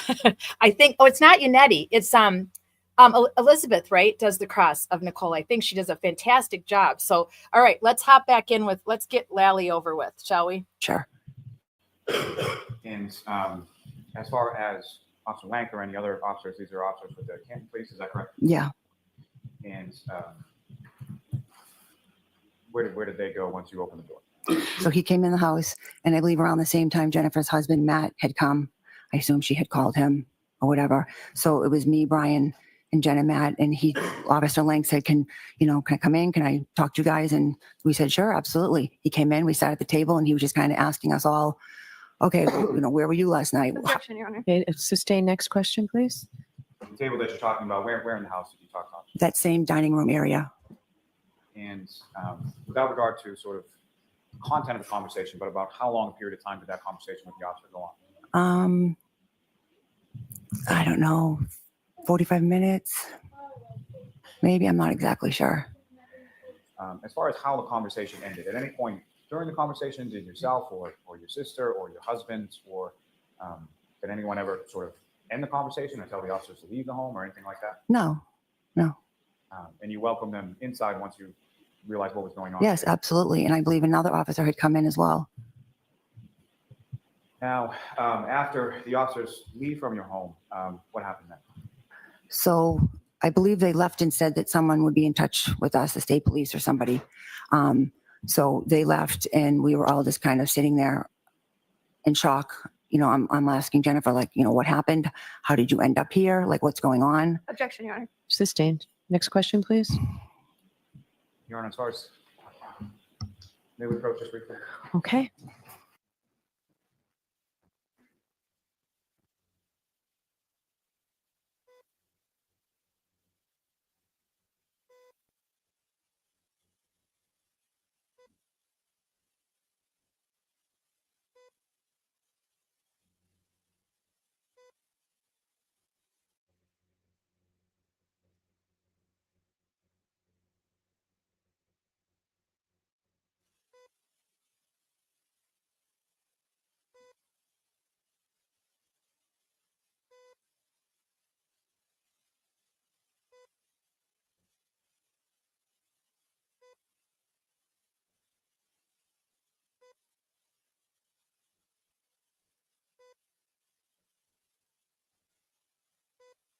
I tried to forward it, but if I go a little too far, we've missed some. If I go back too far, so we'll just be patient here for a minute while they're. I couldn't quite get my hands to make it right. Sorry, one moment.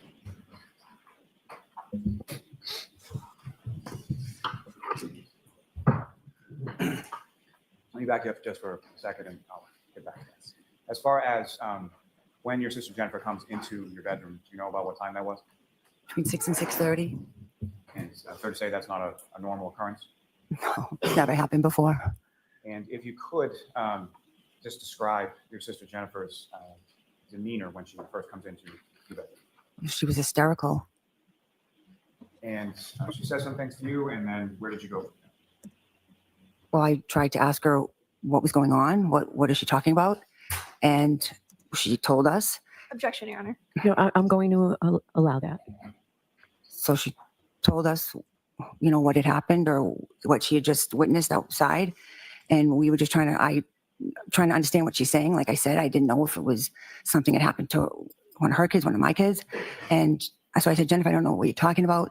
So she finally was like, well, John, remember John from last night at the waterfall? And I'm like, you know, what do you mean? How could you be outside? And she's like, you got to get up. The police are here and they want to talk to you. So my husband and I got up. I think I threw on a sweatshirt and we started to walk down the stairs. As we walked down the stairs into that foyer area, Officer Link was walking in the house. And so that front foyer area would have been the front door you were talking about before? Yeah. And when you get sort of down to the bottom of the stairs, is it just Officer Lank or are there any other officers with him? It was just Officer Link at that time. And the door was halfway open. I kind of pushed it open, looked out, and I saw like a cruisers and a couple of guys, you know, standing out in the snow. And I said, Jennifer, where's John now? Objection, Your Honor. Okay, I'm going to ask you to move on, Mr. Lally. The objection is sustained. As far as when you looked outside, did you see any ambulance or fire truck or anything like that? No, I didn't see an ambulance. I did see maybe 2 cruisers. I don't remember if there was a fire truck there. I don't think there was, but I'm not sure. And, How do you not remember a freaking fire truck? Officer Lank or any other officers, these are officers. Unreal. Please, is that correct? Yeah. And where did they go once you opened the door? So he came in the house, and I believe around the same time Jennifer's husband, Matt, had come. I assume she had called him or whatever. So Happy it was birthday me, to Brian, your son, and Jen MCAT. and Matt. And Officer Lang said, can I come in? Can I talk to you guys? And we said, sure, absolutely. He came in, we sat at the table, and he was just kind of asking us all, okay, where were you last night? Objection, Your Honor. Okay, sustain. Next question, please. The table that you're talking about, where in the house did you talk about? That same dining room area. And without regard to sort of content of the conversation, but about how long a period of time did that conversation with the officer go on? I don't know. Oh gosh, I 45 hope minutes. not. I hope I don't share a birthday with Jen Maybe, I'm McCabe. not exactly But sure. if I do, I do. What can we do As far about as it, how the right? conversation ended, at any point during the conversation, did yourself or your sister or your husband or did anyone ever sort of end the conversation and tell the officers to leave the home or anything like that? No. And you welcomed them inside once you realized what was going on? Yes, absolutely. And I believe another officer had come in as well.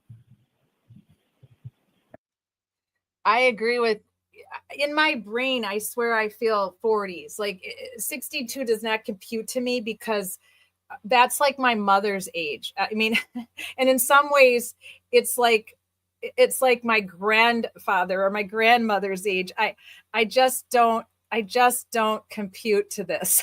Like 62, no, this can't be possible.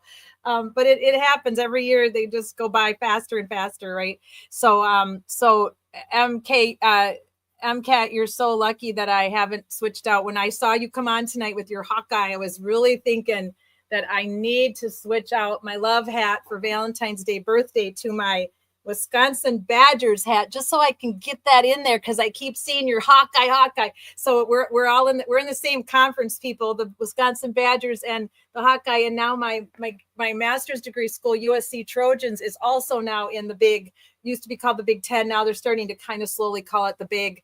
I still hear Big Ten a lot. I think people slip, but the logo just looks like a giant big.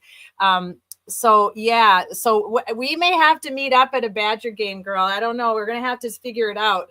When the Hawkeyes play the Badgers, we may have to make that happen. Whether you come to Madison or I go down to Ohio. Iowa. I've been to your stadium many times. I love going to Iowa. There's a couple really cool bars in your town where all the Badgers hang out before and after the game. And I've met some really great fans there. You guys are very, like most big fans, very into it and very passionate.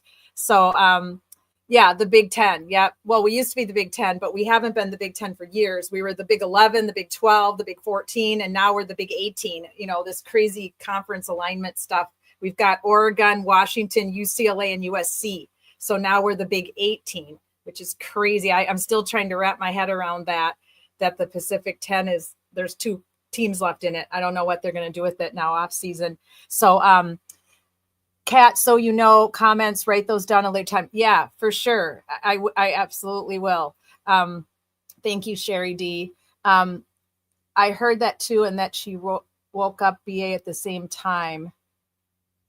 Oh, Chicago. Oh, wow. You're not far from me at all when I'm home in Madison then. Cool. Yeah, you could totally come up for the Badger Iowa game. I can get you tickets. I mean, before I was an officer, I actually worked I've never talked about this side of my career, but I worked for the university for 15 years. And before I became a police officer for UW-Madison, I was in charge of preferential seating for the UW ticket office. So I actually helped completely rescale Camp Randall at one point with the ticket office director. And then when they built the Kohl Center, I got to go in there with a hard hat and figure out where preferential seating was going to be. It was really an awesomely cool job, except for when people called and yelled at me about their donations getting raised once we started winning and going to Rose Bowls and all that good stuff. So I left for the police department right about the time that the Kohl Center was built.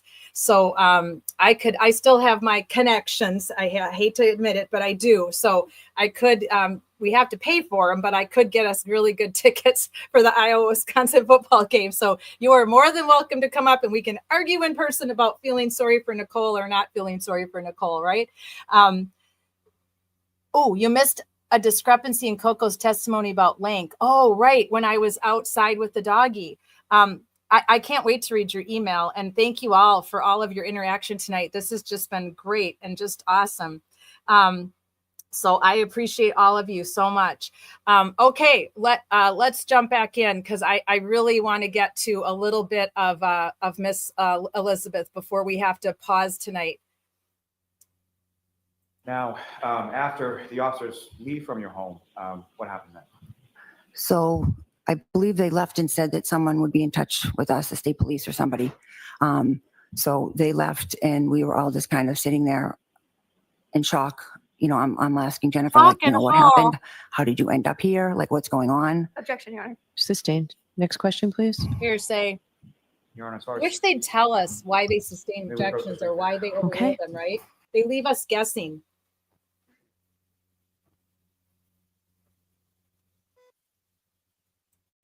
Sorry, I'm eating. My pizza came. Let me put you back.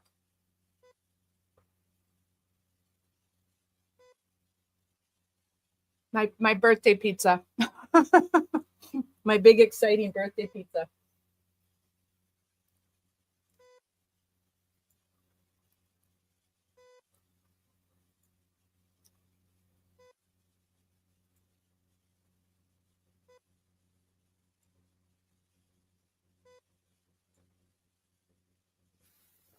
Yes, Sherry is awesome at finding the errors. Absolutely, Sherry D is the queen of error finding. And so, Ms. Albert, without any sort of specifics of your conversation with Ms. McCabe, you had a conversation with her, is that correct? Yes. No candles. About how long did that conversation go on for in case? With just her. I mean, we were all just kind of sitting around the table talking. And just to be clear, when we say all, who is all of this? It was me, my husband, and Jennifer and Matt. And at some point later on, did other people come over? Yes, at some point, my friend Brian Higgins, my husband's friend Brian Higgins, came over. And do you know how he came to be at your house that morning? I believe Brian called him. Because he never to let went him to know. I mean, bed. he had been with us the night That before, and Canton Police I think he had been Department friends doing with John and nefarious Karen, so things. Brian thought he should let him know. And do you know about what time that was or how long it was after the officers left that Mr. Higgins came over? Could have been 15, 20 minutes. I feel like he came somewhere around 7:38, and maybe the link had been done by 7:15. If he was around 6:30, I'm not really sure of the specifics. Of course you're not. And, Not of this. What happened then? I just want to ask you guys, did she say something about, they didn't separate them, right? I don't believe they did. I think that was one of their other crazy, missteps is Lank's there by himself after a Boston police officer is found unalived in their front yard, and he's there alone without any backup. And as far as we know, right, they were not separated. He interviewed them all together, right? Because I don't remember ever hearing a thing about him separating these three that morning, correct? I'll come back in the room here. Yeah, I hear a lie coming. Exactly. Julie, I hear a lie coming. That's a good one. No, ma'am. Yeah, they did not separate them. That was a good catch. But I mean, I caught that before. I mean, like, I think I mentioned to you guys when we had technical issues that night, when we couldn't get there was a StreamYard problem. So we couldn't play video that didn't sound like it was garbled and going through a hurricane. And Julie asked me to talk a little bit about, what you're supposed to do. What is correct police procedure? What would have happened, and I kind of talked her through it. If I had been there, what my role would have been as a patrol officer. And I mentioned that whenever there's any type of a case where there's an unaliving or an attempted unaliving, or unaliving by that person's where they think it might be the S word, you have to separate everybody. You cannot let people talk and chatter and get their stories straight, or you just don't do it. It's absolutely against everything that you learn in the police academy, that you learn in your in-service.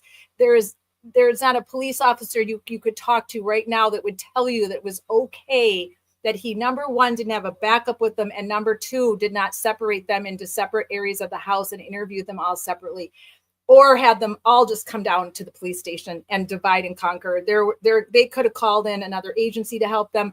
There are so many things they could have done that they didn't do, which just screams, negligence at the very least, right? So they did not separate them. Yeah, exactly. And then let me see, where else am I? Yeah. Is that the guy who was across the street, right? The police officer lived across the street. Exactly, right? Is that who that was? That they could have woken him. You don't think he was awake either? You think he slept through all that commotion right out in front of his house? Yeah, cat and cops do whatever. It's disgusting. The whole thing is despicable and disgusting. It's like we have to keep bearing up to this because it was a hung jury. But can you imagine, even if it wasn't a hung jury, let's say they found her innocent, what do you think would be happening all this time? Do you think there would have been an investigation launched? Do you think arrests would have been made? I don't know. all the evidence has been basically destroyed that could convict any of them for what they did that night. Shauna writes, just saw on the news here in my county, a creepy guy followed a teen female into a ladies' room. She's fine, but you know what? There's helicopters looking for him.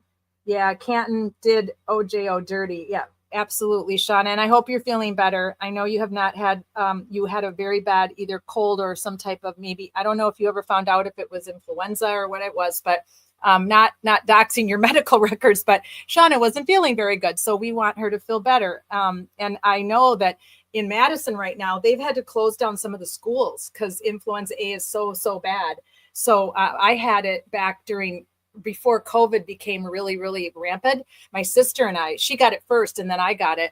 So it's not good. It makes you feel absolutely horrible. Yeah, Tom Kelleher wasn't going out there. He knows BA Senior and Kevin Albert only too well. Yeah, it's all so 1 + 1 = 2. It's just absolutely despicable. All right, here we go. Then we were all just still kind of sitting there. Kerry, who is another person that was called that morning, she had been at the hospital. So she was kind of calling Jennifer, giving updates as to what was happening with John. So we were kind of waiting to hear how he was, if he was okay. Then around, I don't know if it was 8:30, I had noticed my sister-in-law, Julie, had pulled into the driveway and I saw her get out and she was putting a box of donuts in my son's car, whose birthday it was, because they had a bit between them where every year she did that. She got him donuts and she would leave them for him. So I saw her and I said to my husband, Objection. Okay, not what you said to your husband. So wait for another question. Okay, sorry. That's okay. Spoke to her husband, and where did he go? He went to the door because Julie was about to get back in her car and leave. And I thought that she should be made aware of what was going on. And so your husband goes to the door, and at some point, your sister-in-law, Julie, comes into the house? Yes. And if you know about how long period was Julie at your house initially that morning? An hour or two. I'm not sure. If you're not sure, you're not sure. So as far as Thank you to JFK and James Jackson for giving me permission to put up the Foppery disclaimer. Love it. Just love it. Yep. Emergency family meeting at again, the crime it could be between scene. an hour and two. Exactly. That just screams at you, doesn't it? At some point, we mentioned that the Canton officers had indicated that you may be spoken to at some subsequent time by troopers from the state police, correct? Mm-hmm. Yes. And when was it that when was it in relation to this date that you spoke to anybody from the state police? I wasn't interviewed for a couple days later. And do you recall where you were when you were interviewed? I was at my house. Now, with reference to, you indicated that on the way back from the waterfall to your house at Fairview on the night previous, on the 28th into the 29th, it just started to snow. Is that correct? Mm-hmm. Yes. Now, when you looked outside or opened the door for Officer Lank as he came into the house, what, if anything, did you observe as far as the weather and how it had changed in the interim? Well, to me, it was starting to look like blizzard conditions. It was very windy. It was snowing. It was, the snow was starting to come down a lot now, and it was probably a couple inches accumulated. And it was, Now, at any point in time over the course of that day on the 29th, did you go outside from your house into the front yard or the driveway or anywhere else? I didn't. And anyone else from your house other than the people coming and going? A couple inches, that's nothing really it's just nothing. No.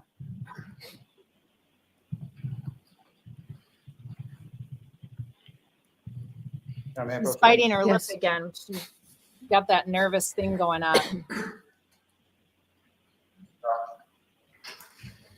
Ms. Albert, I'm placing before you a series of 8 photographs. I just asked you to look at them, Mm-hmm. Review them, and then just look up whenever you finish. Are these already in evidence? They're not. Okay.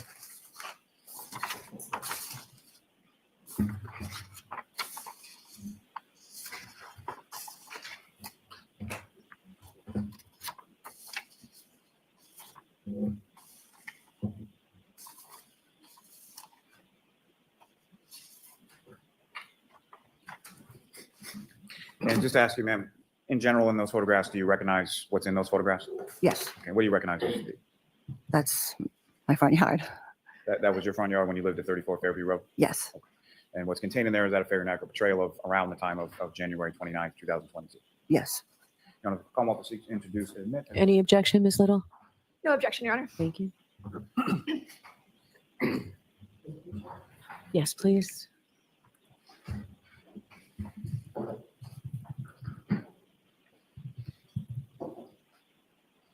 With the court's permission. Hold on. We need to mark these.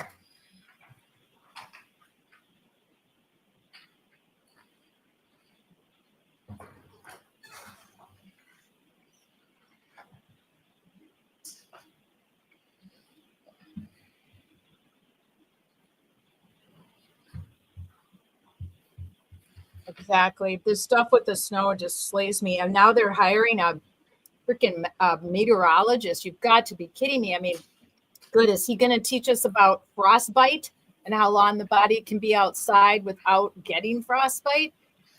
Is he How many were there, Mr. Lally? 8.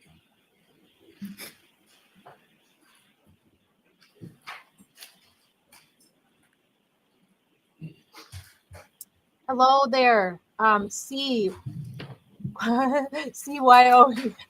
That's so funny. CW, you wrong. I love that. It took me a minute to focus in on it. That's great. I love that. Thank you. May I approach this retreat? Yes.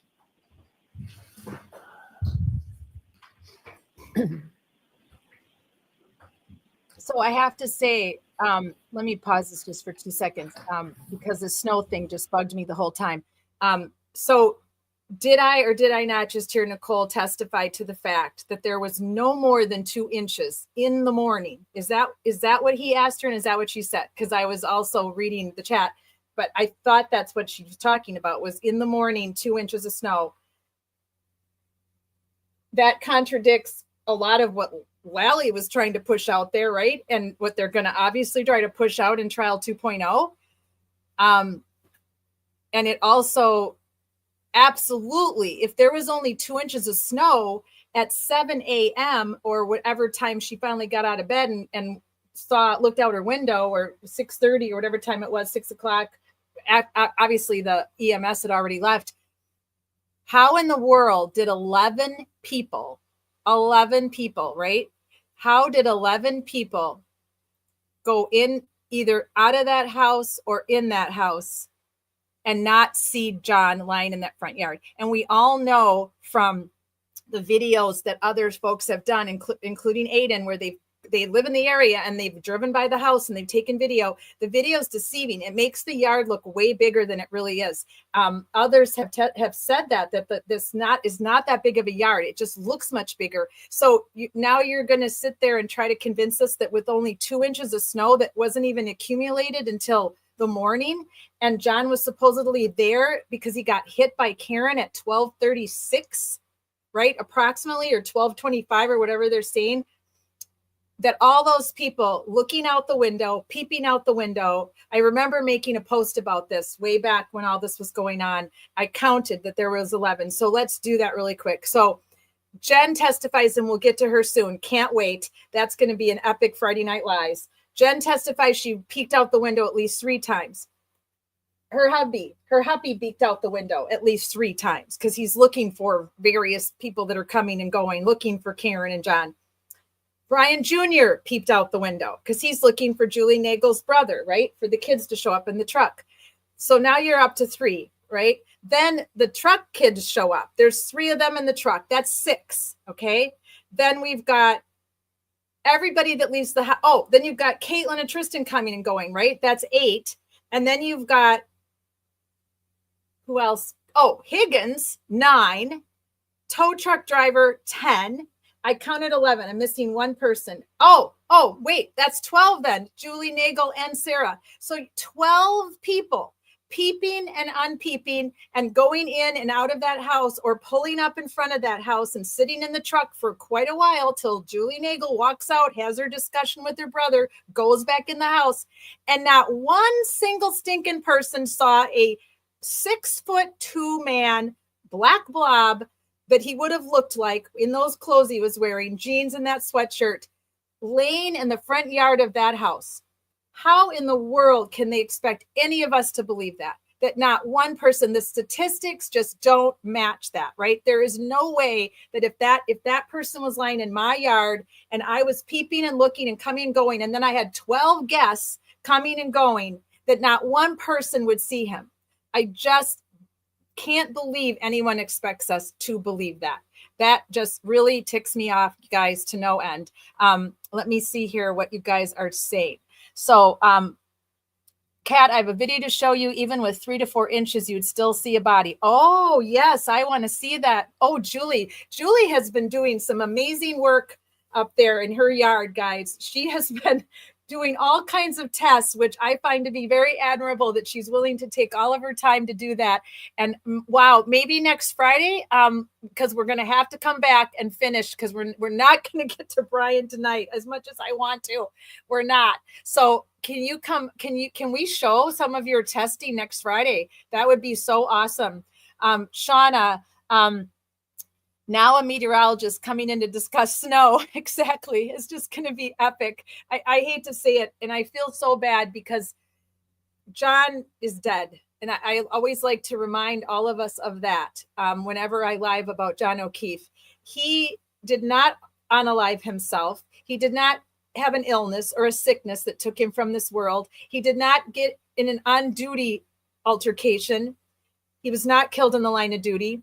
He was killed in a manner that was so disregarding for human life, and then put out on the street to blame it on, I believe, a snowplow driver. And I don't think they had premeditated to blame Karen. I really don't. I think that just conveniently dropped in their lap.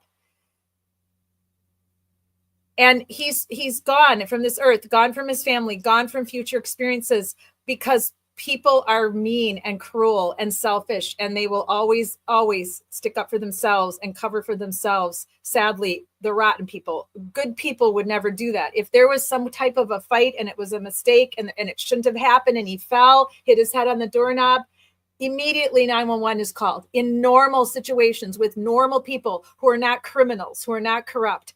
These type of weird things happen a lot in bar fights or in altercations in families.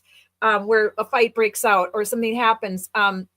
Most people do not try to cover up crimes. Most people do not try to frame other people for murder, but we're not dealing with normal people here. And that's what makes this so egregious. But we are all taking some form of, let's not call it joy, but some form of satisfaction because we want to see them caught. We want to see them go to jail. So the more that can come out in the trial, the more that can be, out there for all of us to dissect and to theorize about and to continue to advocate for John and for Karen's freedom, the better, right? So it's not like we're taking pleasure that John O'Keefe is dead, which is what a lot of the anti-Karen Reads accuse the free Karen Reads of, is only being concerned with Karen. But that's not true at all, because if you're concerned with the wrong person not going to jail, you're concerned with the right person going to jail. The two are not mutually exclusive.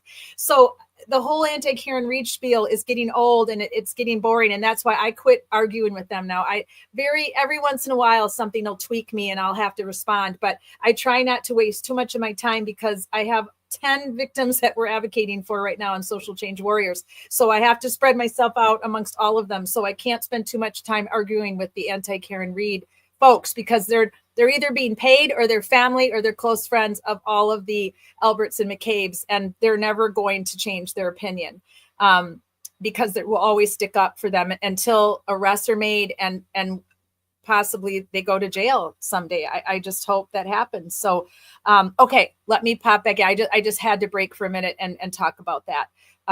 Because we can never forget that John lost his life and that this is really all about justice for John O'Keefe, and the rest of it falls into place, because we can't get justice for John if we have the wrong person arrested and at a trial and possibly going to jail for many, many years of her life. So there is no justice for him if what happens, right?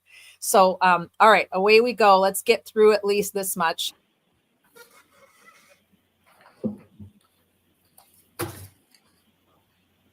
One moment, Your Honor. Yes.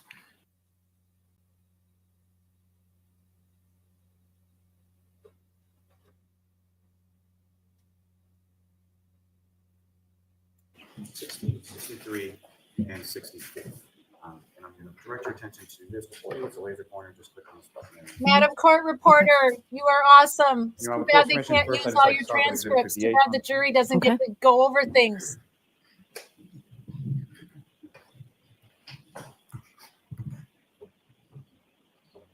And again, Ms. Albert, do you recognize what's up on the screen there? Yes, And what do you recognize there? it was my home at the time. And from this photograph, do you see that front door area where the foyer is and the side door area that you were talking about on your house? Yes. If you could, using the laser pointer in your hand, just direct the jury's attention to where each of those are and indicate where they are. That would be the very front door, and then the side door is over here in between. It looks so much bigger than it really actually is. Portion of this That's photograph, just a very you deceiving recognize angle. that if I'm standing and facing as this photograph is your house, Mhm. where you live at 34 Fairview Road. What, if anything, do you have as sort of a landmark or an item that you observe in that sort of left area of the yard? Flagpole? Is there a fire hydrant there as well? Yes. And do you see anything as far as like a box or something like that? Yeah, I believe there was some electrical box that I don't think we ever actually knew what it was or what it did. So fair to say all the years that you lived there, it's not something that you utilized or even knew what it really did. No. Now, this particular area of the yard, in its relation to the house, was that a part of the yard that was used or utilized by the family all that much when you lived there? No. And that part of the yard where the fire hydrant, flagpole, that is, how close is that to sort of the next door neighbors abutting the property? It's pretty close. It's almost, I would say, on the, close to the property line. Now, as far as from the side of the road, in between sort of the curbing from the roadway and your front lawn, there's nothing there as far as a sidewalk or anything like that. Is that correct? Right. And the curbing that's between sort of the roadway and the front lawn, how would you describe that? Is it a sharp curb, rounded curb? It was kind of a rounded curb. Now, with reference to your driveway, do you see that depicted in this particular photograph? You can't really see it in the picture, no. But I mean, it's would be over here. Thank you. Yep. If I could direct your attention to the next photograph that you have before you. Watch this. Whoops. Why is dry made of diatomaceous earth? Just a moment, if I can have that one up on the screen as well. And again, Ms. Albert, you recognize what's up on the screen? Yes. And this is just another photograph of your home as it was around January 2022 at 34 Fairview Road. Yes.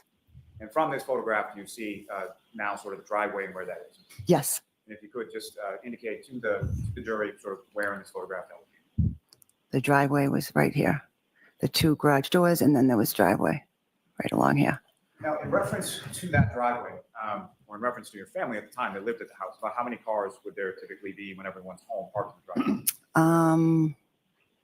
Could have been 4. Let me think. 1, 2, 3. I think 4. And who would those vehicles be typically operated by, and what kind of vehicles are we talking about? I had my car, which was a Cadillac SUV. My husband had his work car. And then we had, I think, a Ford Explorer. And then the kids were driving a Ford Escape, maybe? Maybe. All sort of bigger cars, all sort of SUVs, is that Yeah. correct? Yeah. If I could direct your attention to the next photograph. And again, what's up on the screen, is that what you have for you as the next exhibit? Yes. And just for the record, if you could read the number that's on that photograph now. 60? And again, what's up on the screen, is that just another depiction of your home at that time? Yes. Now, when you open that door and Officer Lank is there and you invite him into your house to talk, you said that you saw some cruisers, correct? Mhm. Where in relation to your property were the cruisers when you opened the door and saw them? If you could direct the jury's attention in this photograph. I believe they were right here. Somewhere here. If I could direct your attention to the next photograph that's in there. Yep. And again, the photograph that's up on the screen, is that what you have before you? Mhm. And again, I'm sorry to keep asking Yes, you this, but yes. if you could read the number that's on the photograph. 63. And so Exhibit 63 up on the screen, if you could describe to the jury sort of what part of your property or abutting property are we looking at? I believe our property ended, somewhere along here. Right about in the general area of the electrical box and fire hydrant you were talking about? Yeah. Yep. And that next door residence. Look at there, all do you know those trees offhand what the where they number could was have for that? tied crime scene tape around and I don't. secured the scene. Maybe like I 36? talked about a couple of weeks ago. I'm not sure. Somewhere in the Utterly vicinity of your despicable. number 34. Yeah. They left that scene unsecured, And if I could direct your attention to. blaming it on the wind and the snow. Such crap. 64? Thank you. Yeah. On page seven. So with respect to this photograph, as far as the sort of side door, do you see that in this photograph? Yeah. The side door would be right here. And there's sort of another door off to the right of the photograph, is that correct? Yep. That door would go into the garage. And typically, at least around this time in January or late January 2022, as far as the vehicles that you were talking about, would any of those vehicles go in the garage or what was in the garage? The garage was a little bit cluttered. So if there was a storm coming, we would try to arrange things so we could at least maybe get one or two of the cars in there. But otherwise, we didn't put the cars in the garage. Only if it was going to, be a storm, we would try to get some of them out of the driveway. And with reference to these specific dates, January 28th and the 29th, and this specific storm, do you recall anything as far as putting vehicles in the garage on those dates? I don't. I'm not sure. Not sure if we had maybe put mine in there because I had gotten picked up that night. Interesting line of questioning here. I'm not sure. What is his point of all this, right? And I believe, is there one more photograph that we want to talk about? Just trying to put a lot of extra 58. crap into the jury's minds, knowing full well that they won't get to listen to the testimony, that they won't get to listen to Madam Court Reporter's transcripts. Or read them, I mean. Now, in addition, let me ask you this. At this time in January of 2022, did your family have any pets? Yes. And how many pets did you have? We had one. We had a dog, Here it What comes. was the dog? Chloe. And what type of dog was it? She was a German Shepherd mix. And how long had you had the dog at that point? About 6 years, I believe. And do you recall sort of when you got the dog, how you got the dog, or where you got the dog from? We got the dog from a shelter in Texas. And what type of, so shelter, or fair to say it's a rescue dog? Yes. And where did the dog typically go within the house? It was when it was allowed anywhere in the house. And as far as nighttime, would there be any sort of particular pattern of where the dog would sleep? Yes. At nighttime when we went up to bed, it came up with us and it slept in our bedroom. And at any point in time, during the time from when you returned from the waterfall to your home, where was the dog at that point? Well, the dog had been up in the room, and I believe my husband, when we first got in, brought her down to let her out to go to the bathroom. And when the dog went out to go to the bathroom when you lived at 34 Fairview Road, where would the dog go? How would that? Well, she pretty much she knew the door where to go. So when she had to go, she would go to that door and she would just go out and run in the backyard and go and on her own. So on her own. Right, and Julie. Who someone the was heck standing calls at the their back door. dog Yes. it? I've And never in back my where they were life talking heard of about such a kind of thing, doors. ever.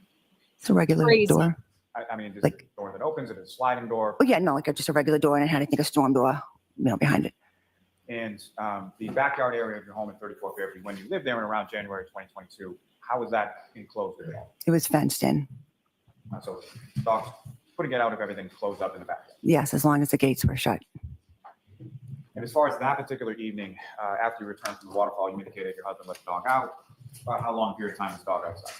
I believe it was pretty quick. She went, did her business, and came back in. I think she might have walked around the kitchen for a minute or two, and then I think you just brought her back upstairs.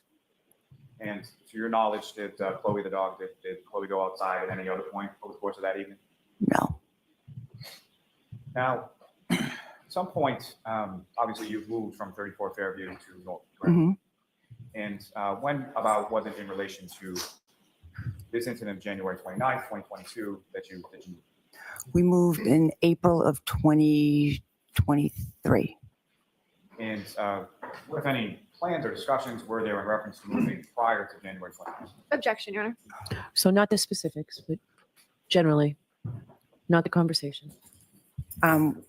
We had always planned to move, but it was in our plans that, what kids were starting to get older, we were looking to possibly downsize.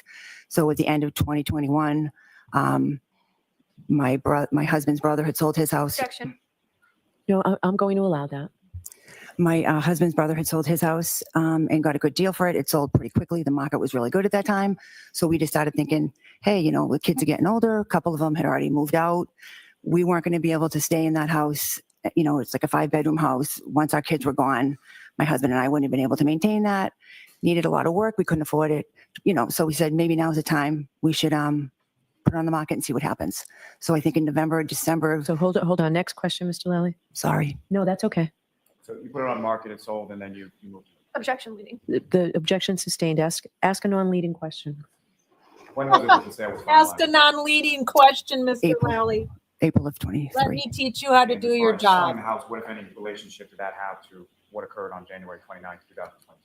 It had no relation to it. We had already had thoughts and plans of doing it before that happened. We had reached out to a realtor in the end of 21. May I have one moment, Your Honor? Yes.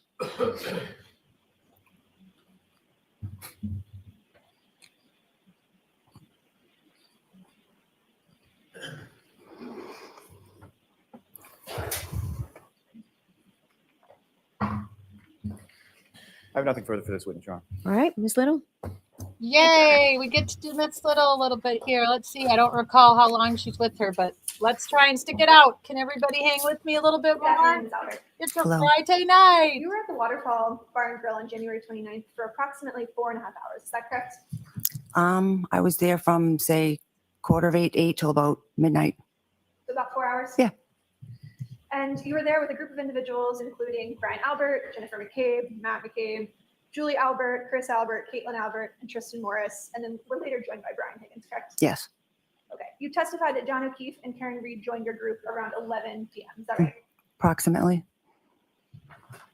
Over the course of those 4 hours that you were there, did you see any sort of tension whatsoever between John O'Keefe and Ms. Reed? Well, no, they were only there for an hour when I was there, but I didn't have really any interaction with them.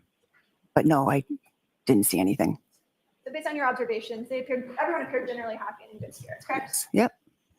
At any point while you were at the Waterfall Bar and Grill, did you observe Karen Reed stumbling, slurring her words, or otherwise appearing to be under the influence? I did not, but again, I never engaged in any sort of conversation with her. Did you observe your husband and Brian Higgins engaging in sort of practice fighting techniques while you were at the Waterfall Bar and Grill? I Practice saw them fighting fooling around techniques. with each other. Yeah. Okay. Your Honor, if I could show just a screenshot of a video that's been previously marked. A screenshot of it? Sure. I love that. Practicing fighting techniques. May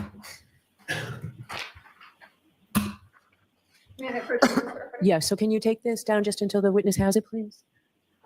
I thought you were just showing the screenshot. You want to show it up here? Yes. Okay. So what are you doing Should with we it? mark that as an exhibit? Or Exactly, Julie. I don't think there's a need to. I thought you were showing something to the juror that you were just. Yeah. if I could show you this photograph. Mm-hmm. All right. So we will mark it for Oh, identification. sorry. Ms. Albert, do you So hold on. We need to. So we'll mark it for identification. So we'll take it from the witness for a minute, please. Sorry. We'll mark it for identification. But this is incorporated in what exhibit number? I believe it's exhibit 53, Your Honor. All right. Just so our record's clear. Thank you. One screenshot is W for identification. Thank you. All right. So now you can. Your Honor, if I may, I haven't seen what the witness is looking at. Okay. Thank you. Okay. Thank you very much. Thank you. All right. So you want to display it on the screen now, Ms. Little? Yes, Your Honor. Okay. Sure. Go right ahead. Ms. Albert, do you see the two individuals sort of in closest frame to us with their backs turned to us? Two males? IRS e-file is now open. Snap your W-2 and file your taxes 100% free. Plus, get your biggest refund. File free now. Roughly 37% of filers qualify. Simple Form 1040 returns only. Click for eligibility. Attention shoppers, want to spend less? Go to Aldi. They're #1 in everyday low prices. Yeah. I know it's kind of hard to see. Yeah. Who is the man that has just been zoomed in with the logo on the back of his sweatshirt? I believe that's Brian Higgins. Okay. And then the person with that sweatshirt is, you said, Brian Higgins? I think. Yeah. It's a little hard to tell. Or the other individual who's sitting right next to him? I know this is kind of hard to see because the number's blocking it. Yeah. But does that appear to be your husband to the left, kind of in a fighting stance? Yeah, I think so. Ms. Albert, when your husband drinks, does he often So I'm sorry, are we taking this down or keeping it up? Yes, Your Honor, you can take it down. Okay, thank you. Ms. Albert, when your husband drinks, does he often get into sort of these practice sparring, practice fighting stances? Is that common for him? Objection. No, I'm going to allow it.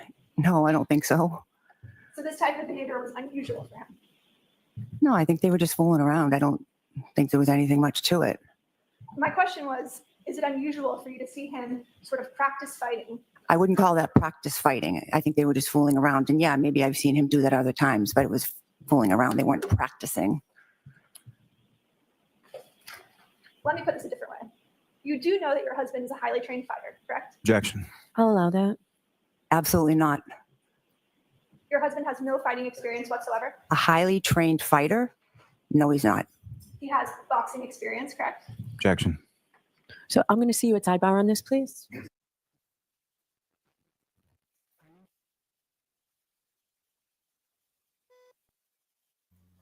Yeah.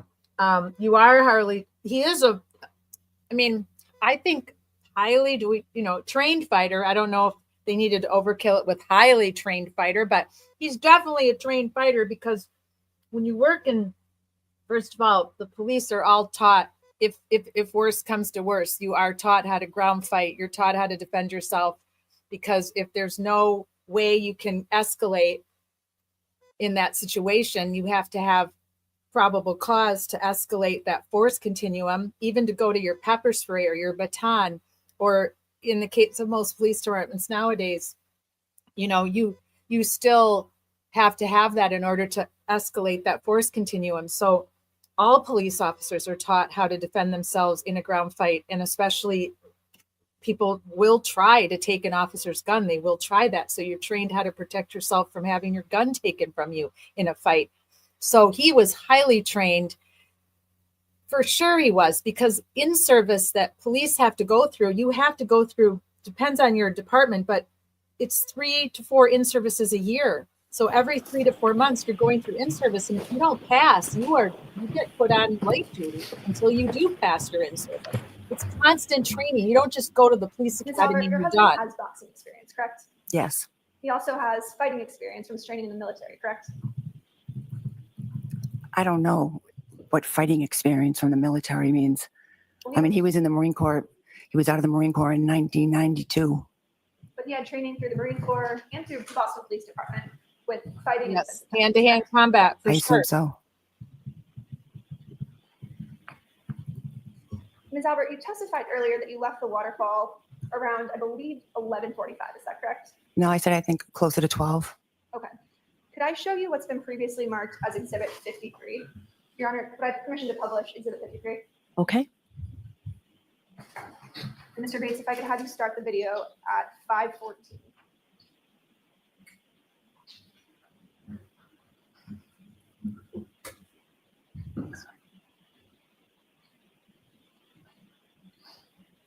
If you could pause.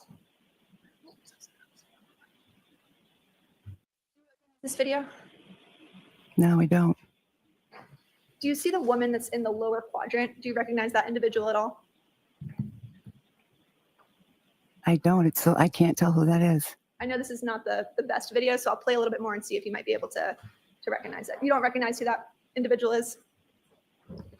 I mean, it could be me. I'm not sure. I can't really tell. All right, so this is an instance where the video has to speak for itself, right? Understood, Your Honor. You could play just for a little bit longer. Good pause. Did you recognize the woman that just sort of walked forward? Yes. Now seeing the coat, I recognize that it's me. Thank you. And did you see what was in your hand when you walked by? I don't. You could play just a little bit more. Check this out. I'm going to show you how I afforded this car. Commercials. Okay, you ready? All right, $118 for car.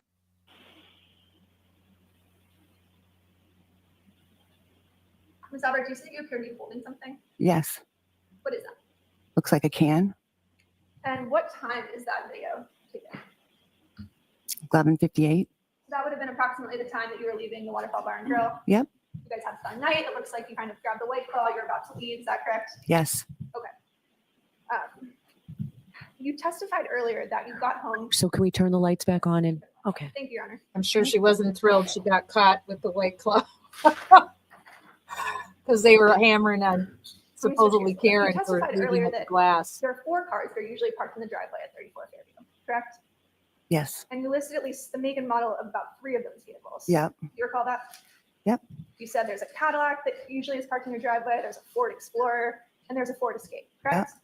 But you also said there's a 4th car. That's your husband's work vehicle. Yes. Yep. What type of car is that? That's a Ford Edge. A black Ford Edge. Yes. Yep. Is there a reason that you didn't want to state or commit to that in front of this jury when you originally testified? No, no reason. I was just trying to think of all the different cars. We have 5 kids. We've had a lot of different vehicles. I was just saying it as I remembered it. News coverage in this case has revealed the importance of a Ford Edge. Objection, Your Honor. Sustained. In your mind, a Ford Edge has significance to this case, doesn't it? Objection, Your Honor. No, can you answer that? Does a Ford Edge have significance in this case to you? I've heard it talked about. Yeah. And what you've heard talked about is that an eyewitness saw. Objection, Your Honor. I'm going to stop you on that. The objection sustained. Ms. Albert, you know there's significance to the Ford Edge, and that's the one Objection, thing Your Honor. that you did not mention in your initial testimony, correct? So I'm going to allow that question. Can you answer that? I just was trying to think of all the different makes and models. I did not purposely say that. Yes, you did. No one's going to believe that, Nicole. Where did your That's husband? the only make and model that you couldn't remember. Again, You 1 testified plus earlier 1. that you weren't sure exactly where Brian Higgins parked that night when he arrived at your house, correct? Right. And you said, I'm not sure, but then you gave a pretty vivid description about him being parked, you think, in front of the house by the mailbox facing away from your residence, correct? Right. Yep. Is that statement something that's from your personal recollection or for something that you've discussed with other witnesses in this case? No, it's from my personal recollection of what I'm pretty sure I remembered. He pulled in first, he backed out so we could pull in, and then I'm pretty sure he pulled out and parked along the curb where the mailbox was. So you haven't discussed that statement with any other witnesses in this case? I don't remember. I don't think so.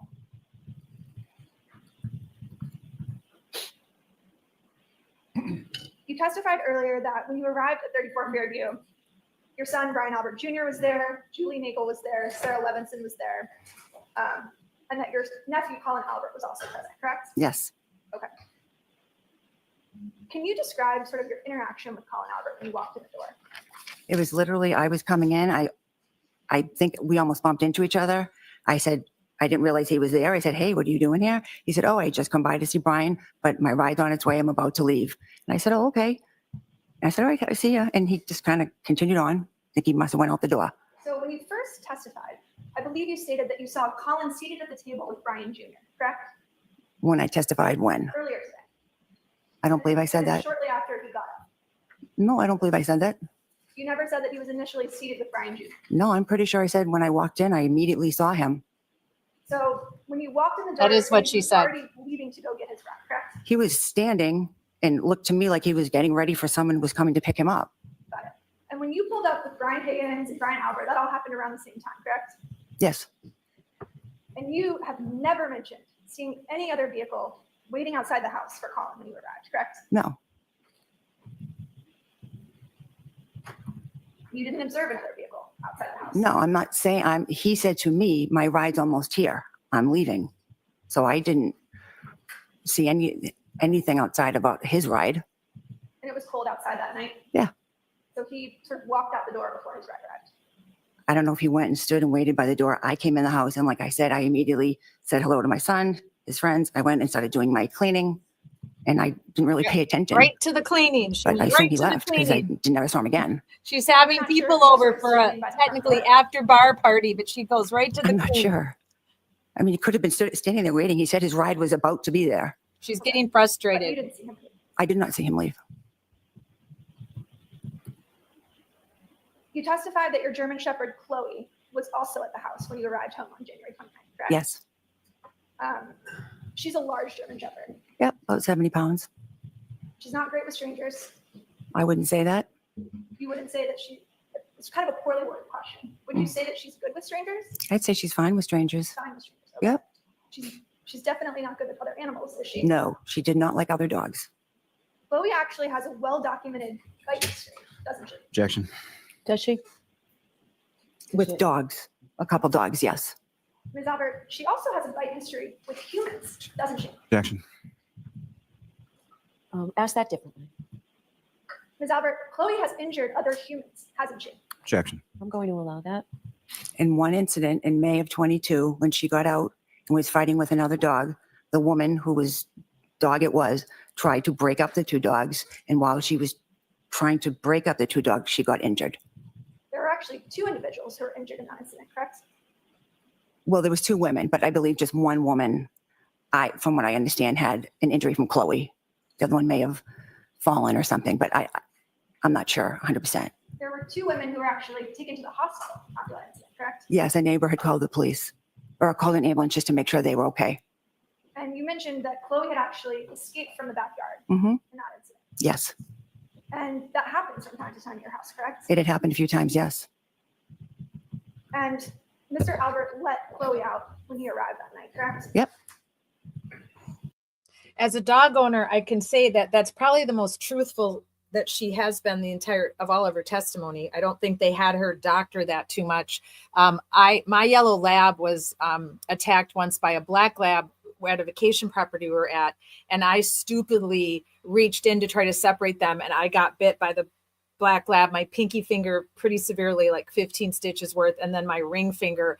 But I didn't blame the dog, to be honest with you, or the owner. It was just one of those things. I mean, all of us that own dogs know that these things can happen from time to time. So I honestly do feel this was probably the most honest that she has been throughout this testimony. And I get why, she was trying to make it clear that Chloe didn't attack the woman. It was the dogs got in a fight, and the woman wanted to protect her dog and did what I did, stupidly tried to get in between 2 dogs' mouth and teeth. So that was all I wanted to just comment about that. You guys can feel free to disagree or agree with me.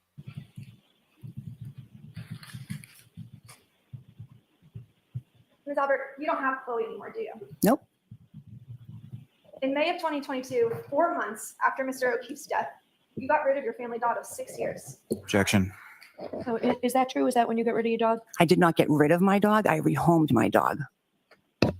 The dog you call The it. dog is no longer in the Canton area, correct? No, but I know where she is. She's in Vermont. And that previous testimony, that information has all been given. Woo. So if she was ever needed for anything, we know where she is. Was that testimony given to the defense? Probably. Was I present at the hearing where you testified about this? Objection, Your Honor. Sustained. Well, he's going to get sweaty. Sure. He's going to get red in the neck here.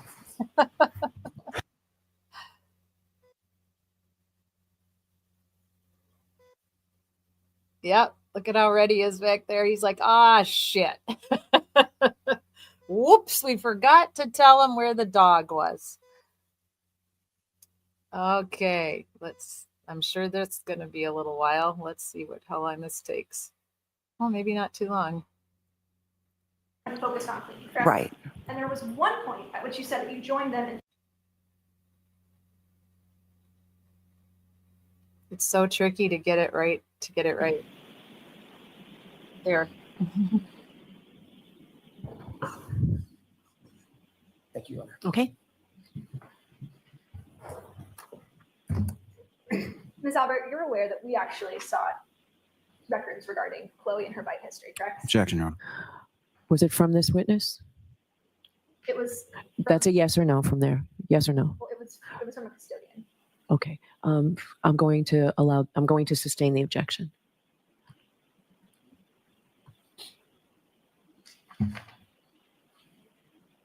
All right, Ms. Albert, I want to direct your attention back to the early morning of January 29th. Mm-hmm. You testified that everyone who arrived at your house just after midnight was sort of generally gathered at the table in the kitchen area, correct? Yes. And over the course of that evening, you had never heard any sort of disruption inside, correct? No. You didn't hear a crash? Certainly There never needs heard- to be an answer. Sorry, no. You certainly never heard any screaming or yelling? No. And you never heard the screech of any brakes outside, correct? Correct. Okay. On July 20th, 2023, you testified before a grand jury, and Mr. Lally was not there. correct? And ADA McLaughlin was also not there, correct? Okay. Do you recall that? Yes. And you were specifically asked during the course of that hearing where everyone was positioned around the table that night. Mm-hmm. You remember that sort of line of questioning? Yep. And you explained that your sister Jennifer was seated next to Brian Jr. Objection. Is there a question? We're getting that question, so go ahead. You were very specific about kind of how people were seated at that table that night. Do you remember that testimony?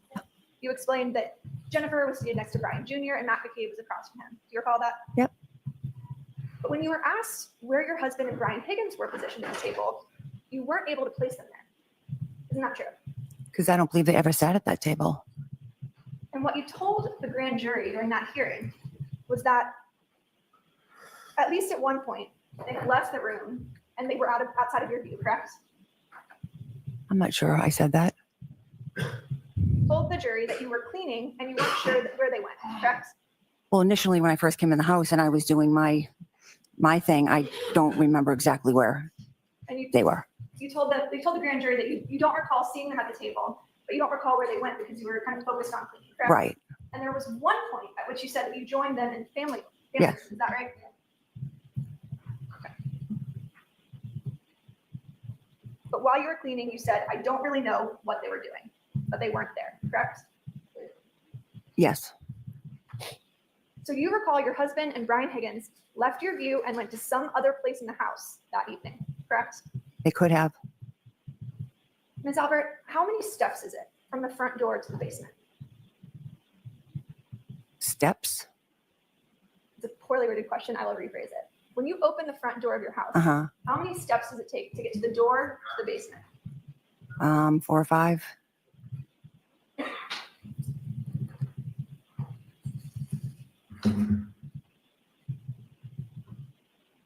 You testified earlier that Brian Higgins left 34 Fairview first, correct? Yes. Then Matt McCabe, Jennifer McCabe, Sarah Levinson, and Julie Nagel left together, correct? Yes. And the very last person to leave your house that night, you said today under oath, was your daughter, Caitlin, correct? Yes.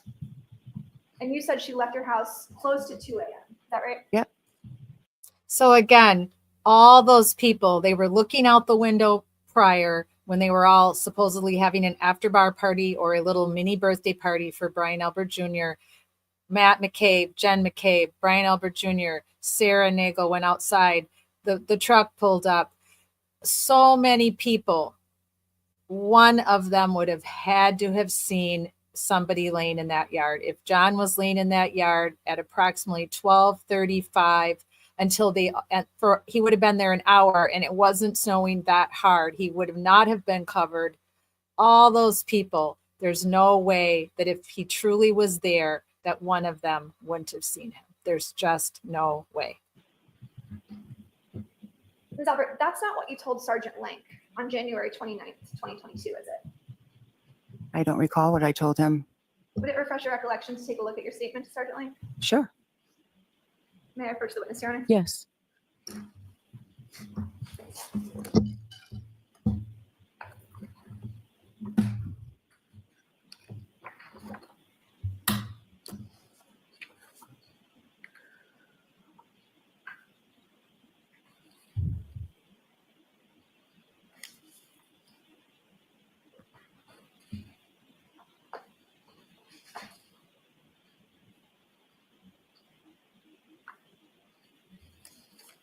Okay, I'd like to direct your attention to page 2 of the supplemental. Would you show the prosecutor, please? Yes. Just there again, please. Your Honor, may we approach just briefly? Okay.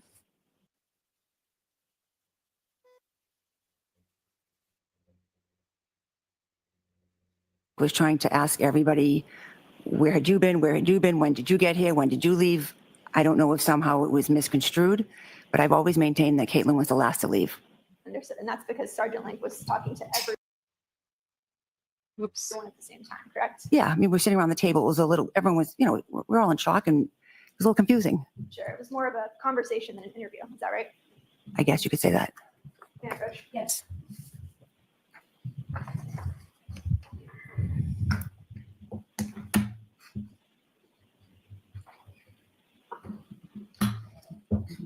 Ms. Albert, do you deny saying that to Sergeant Lank? I don't believe I said that.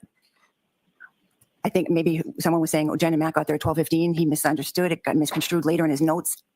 But I've always said, in any other time I was questioned, that my daughter was the last one to leave. So I don't. So you weren't trying to protect your daughter? No. You were forthcoming about always providing the troopers with information about the individuals who were present that night? Yes. Okay. Ms. Albert, you and your family discussed this case at length before your interviews with law enforcement, correct? Objection. I'll allow it. Did you? Of course, we discussed the case, but just everything that was going on. We were trying to figure out what happened. And you testified that you spoke to Trooper Proctor on February 3rd, 2022. Is that correct? Yes. That would be 6 days after this occurred. Is that right? Yep. And that's the very first time that you were ever interviewed by Massachusetts State Police. Yes. Correct? Yep. Aside from that sort of conversation you described with Sergeant Lang. Yeah. Yep. When you spoke to Trooper Proctor on February 3rd, 2022, you left a lot of names out of individuals who were present at your house on the morning of January 29th, 2022. Isn't that correct? I'm not sure who was left out. Did you tell Trooper Proctor that your son, Brian Albert Jr., was home that night? Was home the night of his birthday, or what do you mean? Yes, the night of his birthday. Oh yeah, he was home with his friends. Did you tell that to Trooper Proctor? I assume I did. So if it wasn't in his report, that would have been his mistake? Objection, Your Honor. Sustained. Did you tell Trooper Proctor your daughter, Caitlin Albert, returned home with you after the waterfall? I believe so. Did you tell Trooper Proctor that your son had 2 female friends at your house when you arrived? I believe so. And notably, did you tell Trooper Proctor that Colin Albert was present at your house? You know, I probably didn't, because anytime I was questioned about who was there, to me it was who was there afterwards, hanging out from like the 12:15 point on. I didn't consider Colin as being there because I literally crossed paths with him. He left, and I didn't consider him being a part of the group that was there. Were you asked who was at the house that night? I assume he asked that, but I also didn't mention the people that my son had previous, because I didn't consider them as part of the people that I was with when I got home. You never mentioned Colin Albert to Trooper Proctor, correct? Correct. And you never mentioned Colin Albert to Sergeant Lang. Correct. She got quite flustered there. Ms. Albert, you knew that if you gave Trooper Proctor the name of your nephew, that he would have to interview him, correct? Objection. All right, I'm going to sustain that objection.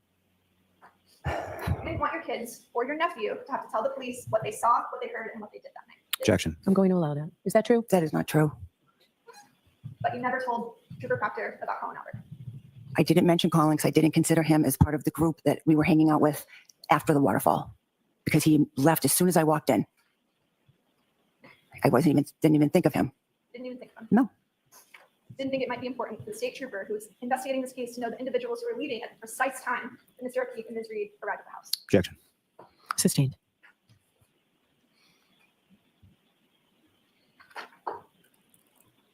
Ms. Albert, what's the first thing you remember waking up to on the morning of January 29th? My sister bombing into my bedroom. Okay. Your Honor, if we could approach. Okay, approach sidebar. Or you? Okay. Yes. So, as we all know, the whole Colin thing was definitely, that made no sense, right? Like, she tried to justify it that she didn't talk about the other females that were there, but they weren't there then. They had already come and gone. So that obviously you're not going to speak. You may say, oh, they were there earlier. You may speak to that, but it's not the same as Colin, who was physically in the house.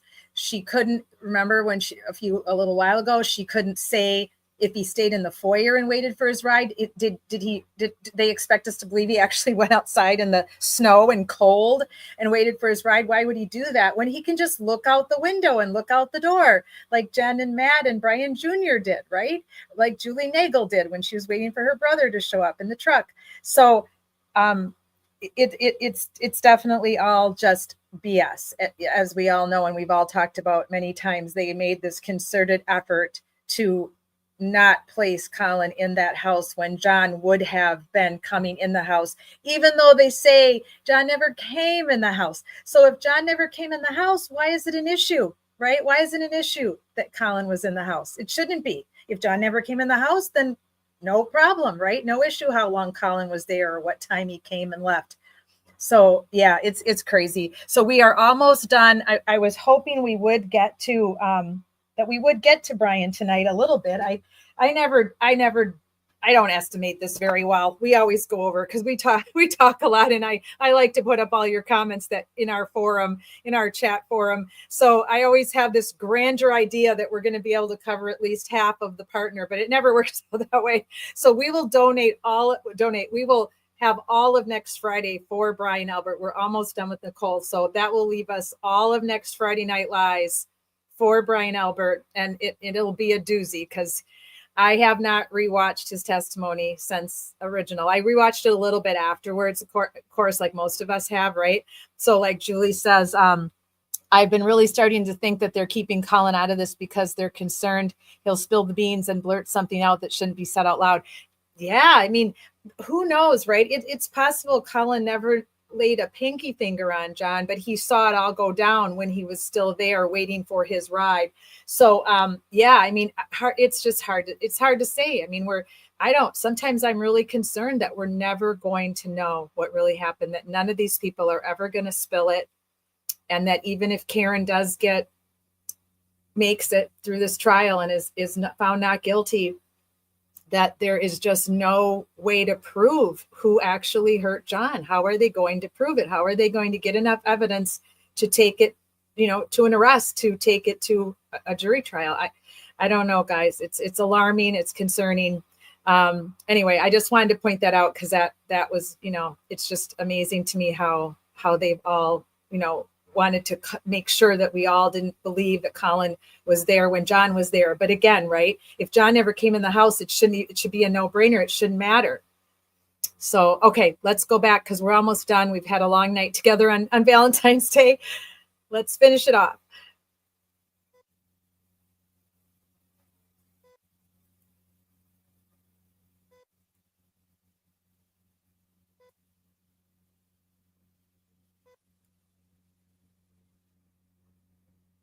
Whoops. House. Robert, I'd like to show you this photograph which purports to be. Just show her the photograph. Ms. Albert, do you recognize that photograph? Yep. What is it? It's a picture of my house. Does it appear to be generally to scale? Yep. Do you recognize sort of the flagpole in the yard? Yes. The house? Yep. The driveway? Mm-hmm. And that looks Yes. accurate.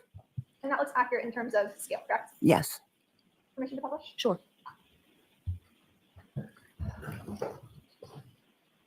Ms. Albert, where is your bedroom located? Want me to show it? Yes, if you could explain. Right up here. So your bedroom is in that upper left-hand quadrant, correct? Mm-hmm. Yes. The far left window, that's your bedroom window. Yep. Is that right? Yep. The two of them. So on January 29th, you had two bedroom windows on the left side of the house that were facing the front lawn where Mr. O'Keefe's body was found, correct? Yes. You're aware that Ms. Reed, Jennifer McCabe, and Carrie Roberts arrived outside your property around 6:04 a.m., correct? Yes. Did you hear any fire trucks that morning? I did not. Did you hear any ambulances? I did not. You didn't see the flashing lights of emergency vehicles outside your bedroom window? I did not. My blinds were shut and my curtains were closed. I did not see anything. You testified the very first thing you remember was Jennifer McCabe waking you up in your bedroom. Yes. So I'm sorry, just to keep track, are we going to take this down now, Ms. Little? We keep the lights on? I just want to keep track of that. Yes, Okay. thank you. Okay. What time was that? I thought it was somewhere between 6 and 6:30.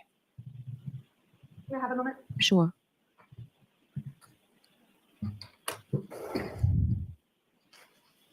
If I told you it was around 6:45 based on video surveillance footage, would you quarrel with that? If that's what you say. Okay. Does that sound about right to you? Yep. I initially from the beginning just said 6:30. I wasn't quite sure. Ms. Albert, what about the two calls that you received from your sister at 6:07 and 6:08 a.m., which were answered? I never answered any phone calls from my sister that morning. You're aware that the Cellbrite records indicated that you answered two calls from your sister. Objection, Your Honor. At 6:08 a.m. The objection sustained. Your Honor, may I approach the witness? Okay.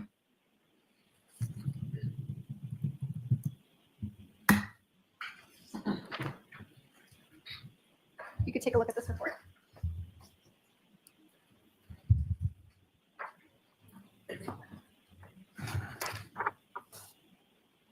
Ms. Albert, you received. If I could just see what's being shown to the witness before.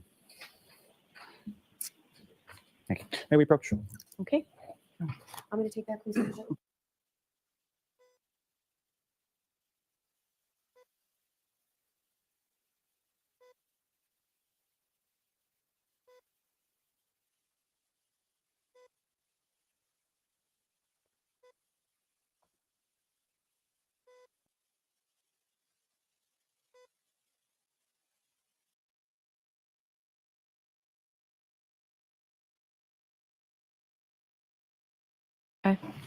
Ms. Albert, do you recognize this document?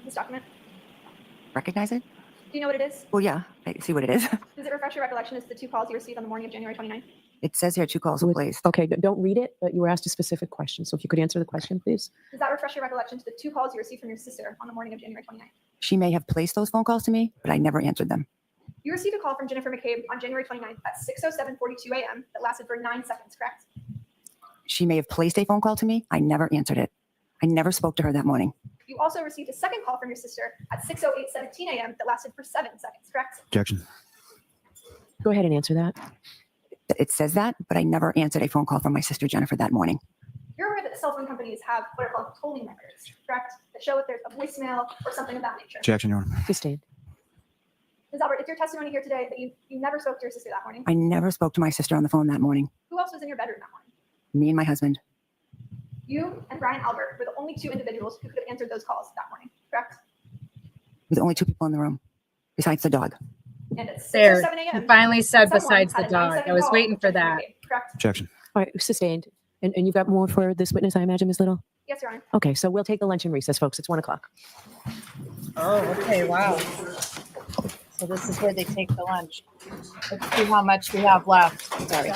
Definitely don't want to go over our 3-hour mark. Okay. Let's see, here we go. Okay, that's the fan. How much does she have for her? Oh, that must be the break.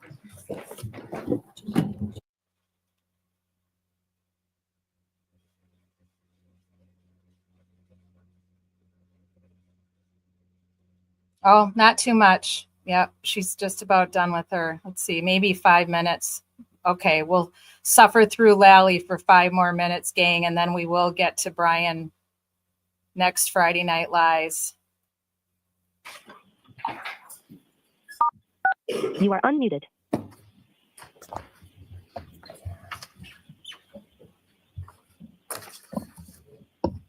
Yeah, I see what you're saying there, Julie. There was a lot of, obviously right, can we many have Ms. things Albert, that we could please? definitely disagree with that they did or didn't do in the first trial that maybe should have had more emphasis. All right, Ms. Little, whenever you're ready. Thank you, Your Honor. Your Honor, before we start, Exhibit S, which was marked for identification, I believe the proper foundation is laid. I'd ask. So let's not do that from there. Let me see it, please. Sure. Do we have S? S is in Sam or X? Identification. S is in Sam? Yes. Thank you. Yes. Oh, wasn't there? Why don't you come to sidebar, folks?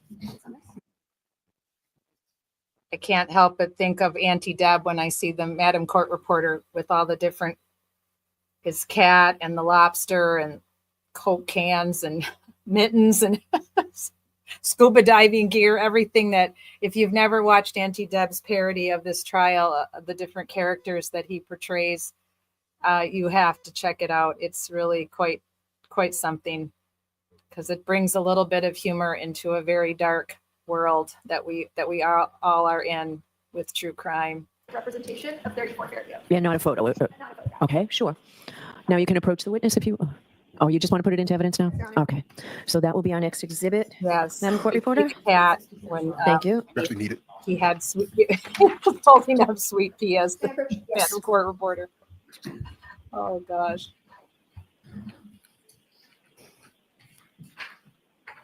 Ms. Albert, you testified that Jennifer McCabe woke you up around 6:45 a.m., correct? I believe I said between 6 and 6:30, but could have been That 6. was what woke you up, correct? Yes. She obviously had access to the house. Yes. The door wasn't locked. Nope. That's sort of a typical practice for you. Yeah, it was just sometimes with the kids, the last one in supposed to lock it. They didn't, it just wasn't always locked. And inside your house, you had plenty of blankets and other items that could have been comfort to a man laying in the snow, correct? Yes.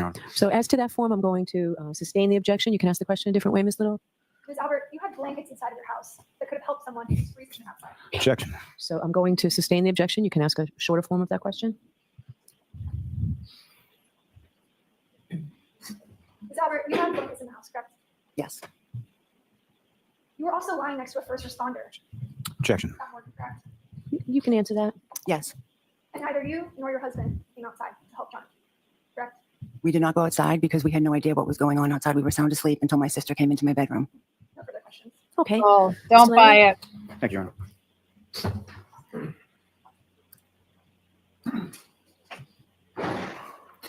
With regard to phone calls from your sister Jennifer McCabe that morning, shortly after 6 a.m., did those phone calls wake you up? No. Did you answer those phone calls? No. Did you speak to Jennifer McCabe on the phone prior to her, or at any point on that morning prior to her coming into your room? I did not. And you were shown something that's a Cellbrite extraction report, correct? Yes. And not just that specific one, but have you ever seen any Cellbrite extraction report before in your life? No. So fair to say you don't know how to interpret the data that's on there? No. Fair to say that you don't know whether or not an answered call or something that's listed as answered was something that was actually answered or went voice. Correct. Now, with regard to your dog, Chloe, following that incident in May of 2022, what, if anything, did you and your husband do with regard to the person that had been bitten? Well, we had gone over to their house to apologize for what had happened and, offered to pay any bills, that they may have had for any injury to the dog or anything. And then after that, we just decided that we thought the best thing to do would be to try to rehome it because I just didn't want something like that to happen again. And can you explain to the jury, sort of what are the steps that you took in the process of rehoming your dog? Well, initially I had called a bunch of shelters and they were pretty much telling me that it would be hard to rehome her. She was dog aggressive and they would probably have to put her down. I didn't want to do that. The family, we love the dog. And so I did not want to do that. So I reached out to the woman in Texas who we got the dog from to see if she could help. And she said, she couldn't take it back, but she would try to help me out. So she ended up finding a woman who lived in Vermont. I think she lived alone. She had a big property. It seemed like a good fit. She wanted to take Chloe and we made arrangements and I went and met this woman halfway and I gave her Chloe. And what, if any, conversations or contact have you had with that woman in Vermont since rehoming your dog? For a few months after Objection, Your Honor. So not the substance of it, but. Have you had contact with the woman in Vermont? Yes, I did for a few months, back and forth. That's right. Now, Yes, with MCAT, reference she to truly when does. Your sister Jennifer McCabe comes She truly to your does. She needs to rehome herself and start get a new life. She's got plenty of years left on this planet. Some questions about the Unless she evening of goes the to early morning jail when for people come to the perjury, waterfall that that is. correct? Mhm. And at some Or point, for helping cover up a and crime. your husband were out of your line of She'll sight. be on the planet, but she won't be free. It wasn't very long, a couple minutes. I wasn't watching where everybody was and what everybody was doing. Fair to say, relatively short period of time. Yes. Yes. I have nothing further. Okay. Briefly, Your Honor. Okay. So you need to take this down, sir. Thank you. There was something that was just up there. Go ahead. Ms. Albert, I never received any voicemails from Jennifer McCabe on January 29th video. Helping to Not that I'm clean the aware of. kitchen, keeping You it also spotless. have never produced, pursuant to our request, any documentation about the whereabouts of Chloe. The objection sustained. I'm going to strike that question. Disregard the question. Well, questions aren't evidence, so we can leave it on the record, but the objection sustained. You've never turned over any information about the location of Chloe since the pendency of this case, have you? Objection, Your Honor, may we approach? I'm just going to sustain the objection. Have you ever provided information about the whereabouts of Chloe to the Commonwealth in this case? Yes, I believe I have. You have. I believe so. When did you do that? Your Honor, may we approach? Yes. Oh boy. Yeah, there it is. Right there on the recross. I forgot that's where it came. Look, let's see how uncomfortable. Oh yeah, she looks like, I really think I screwed up. She's kind of got, her eyes are kind of down and she's clenching her mouth again. You know what I'm really surprised about is I can't believe she made it without water, because when we look at some of these other liars coming up, they are drinking their water like they've never had a water in their life. And that is when you are in extreme stress, and I'm sure you've all experienced it in different stressful situations in your life, you get cotton mouth really quickly. Fear of public speaking causes cotton mouth. Having to, when you're in a stressful situation with a family member, or maybe having an argument with your spouse or your boyfriend or your girlfriend or a friend, you'll get cotton mouth. It's just the body's response to stress, to fight or flight. So a couple of the witnesses that we're going to be looking at coming up here real soon are just chugging on their water bottles. And I am just in shock that she made it through basically almost 3 hours, because we've paused it and we've chatted, but we started about 2.5 hours. I think she's been on the stand total, except they had a lunch break, obviously, but can't believe she didn't have a water bottle up there. I'm really surprised. She will do well serving lunches as the experienced lunch lady. Yeah, it's very possible. Yeah, it's very, yeah.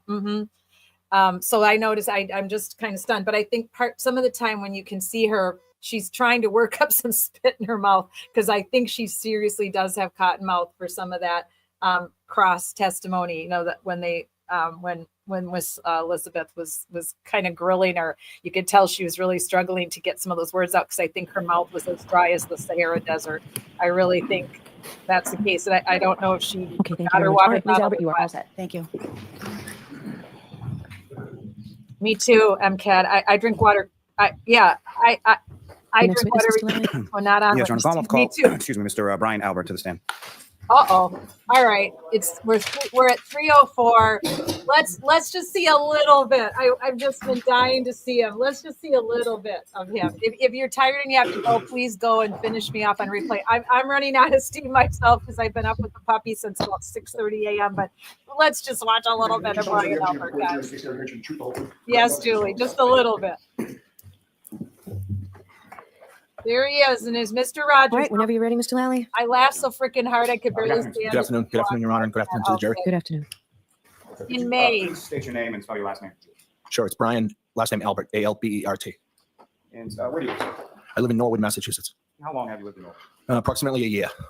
And who, if anyone, you live in Norwood with? My wife, Nicole, and Who, my if son, anyone? Brian, and my son, Brendan. Actually, just a little bit about your family as far as, let me start with. Thanks, yourself and your Pat. wife, Nicole. How long have you I appreciate you. Approximately 29 years. Choir boy. And were you together for a period of time? Oh my God. Yes, we've known each other since we were 13, 14 years old. He's such a piece of And, do work. you have any siblings, sir? I do. And how many siblings do you have? I have 5 brothers and 1 sister. And if you could, just as far as, are you the oldest? I'm the oldest of 7 years.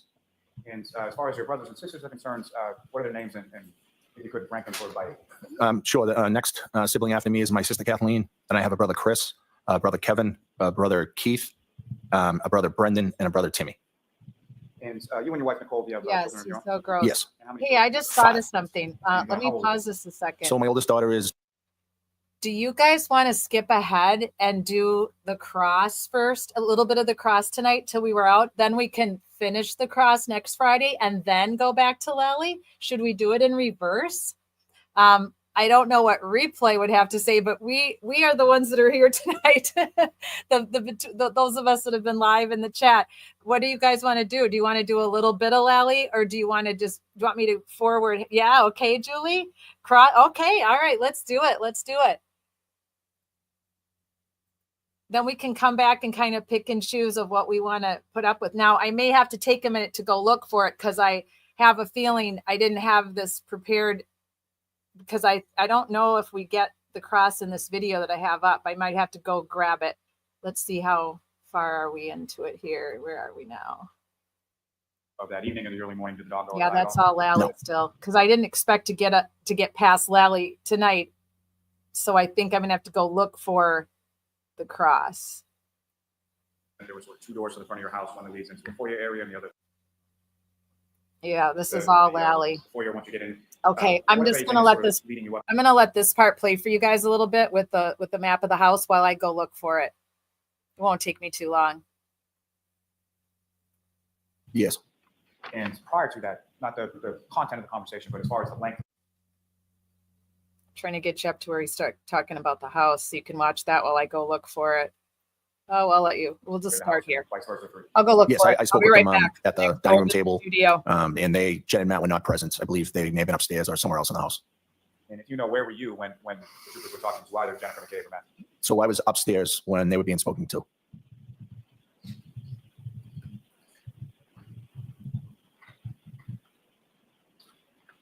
I may have one moment, Joe. Yes.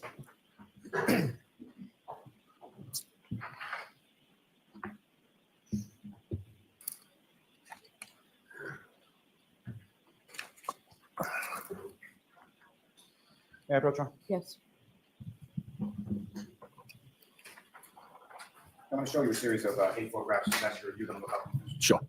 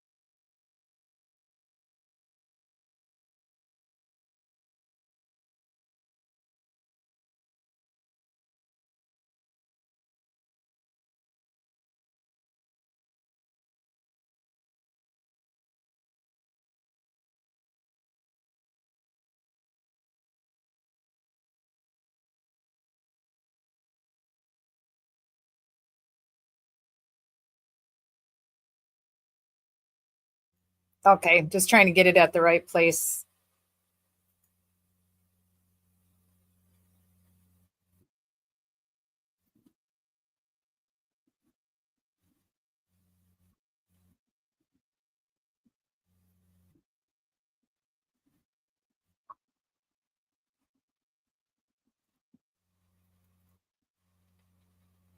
Can't get this thing to work right for me to come back into the room with you guys. No, not letting me put it on full screen for some reason. I don't know why.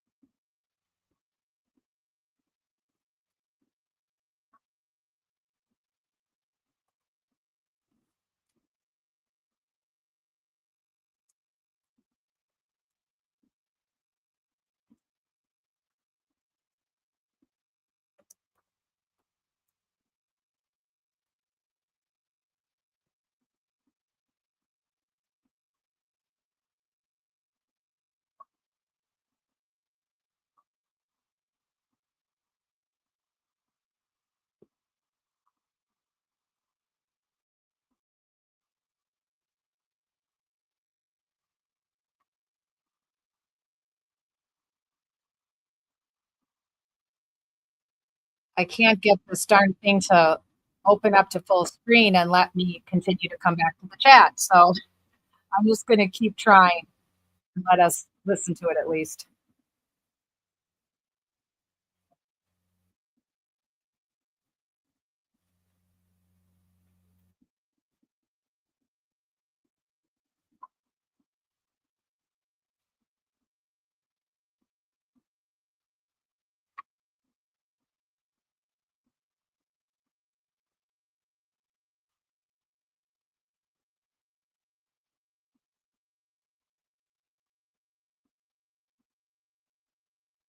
Yeah, this thing's giving me a lot of grief. Not sure why it is doing this, but it's giving me grief. It's not letting me come back in and chat with you guys. So I'm frustrated because I can't get this thing to work right now.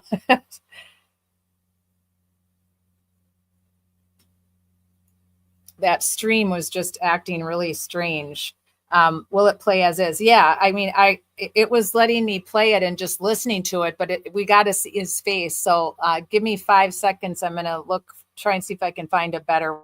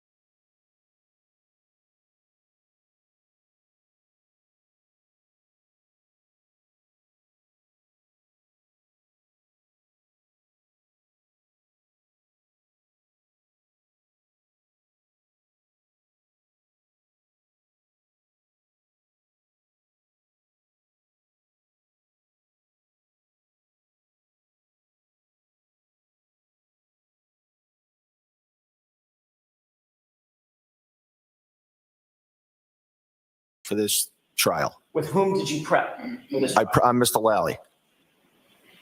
I'm confused. I thought you said you had not spoken when you began testifying. May I have just one moment here? Yes.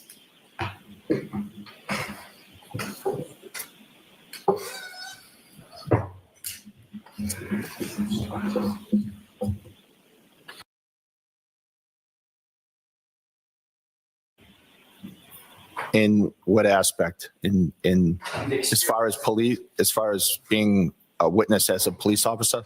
You've experienced testifying in a courtroom. Yes. Okay, so you understand the oath. Yes. You understand the gravity of perjury. Yes. When was the last time you spoke to Mr. Lally before Friday when you began testifying? Before Friday, the last time I spoke to Mr. Lally was, I believe, on a conference call around the time of my grand jury testimony. Which would have been 2022? Yes.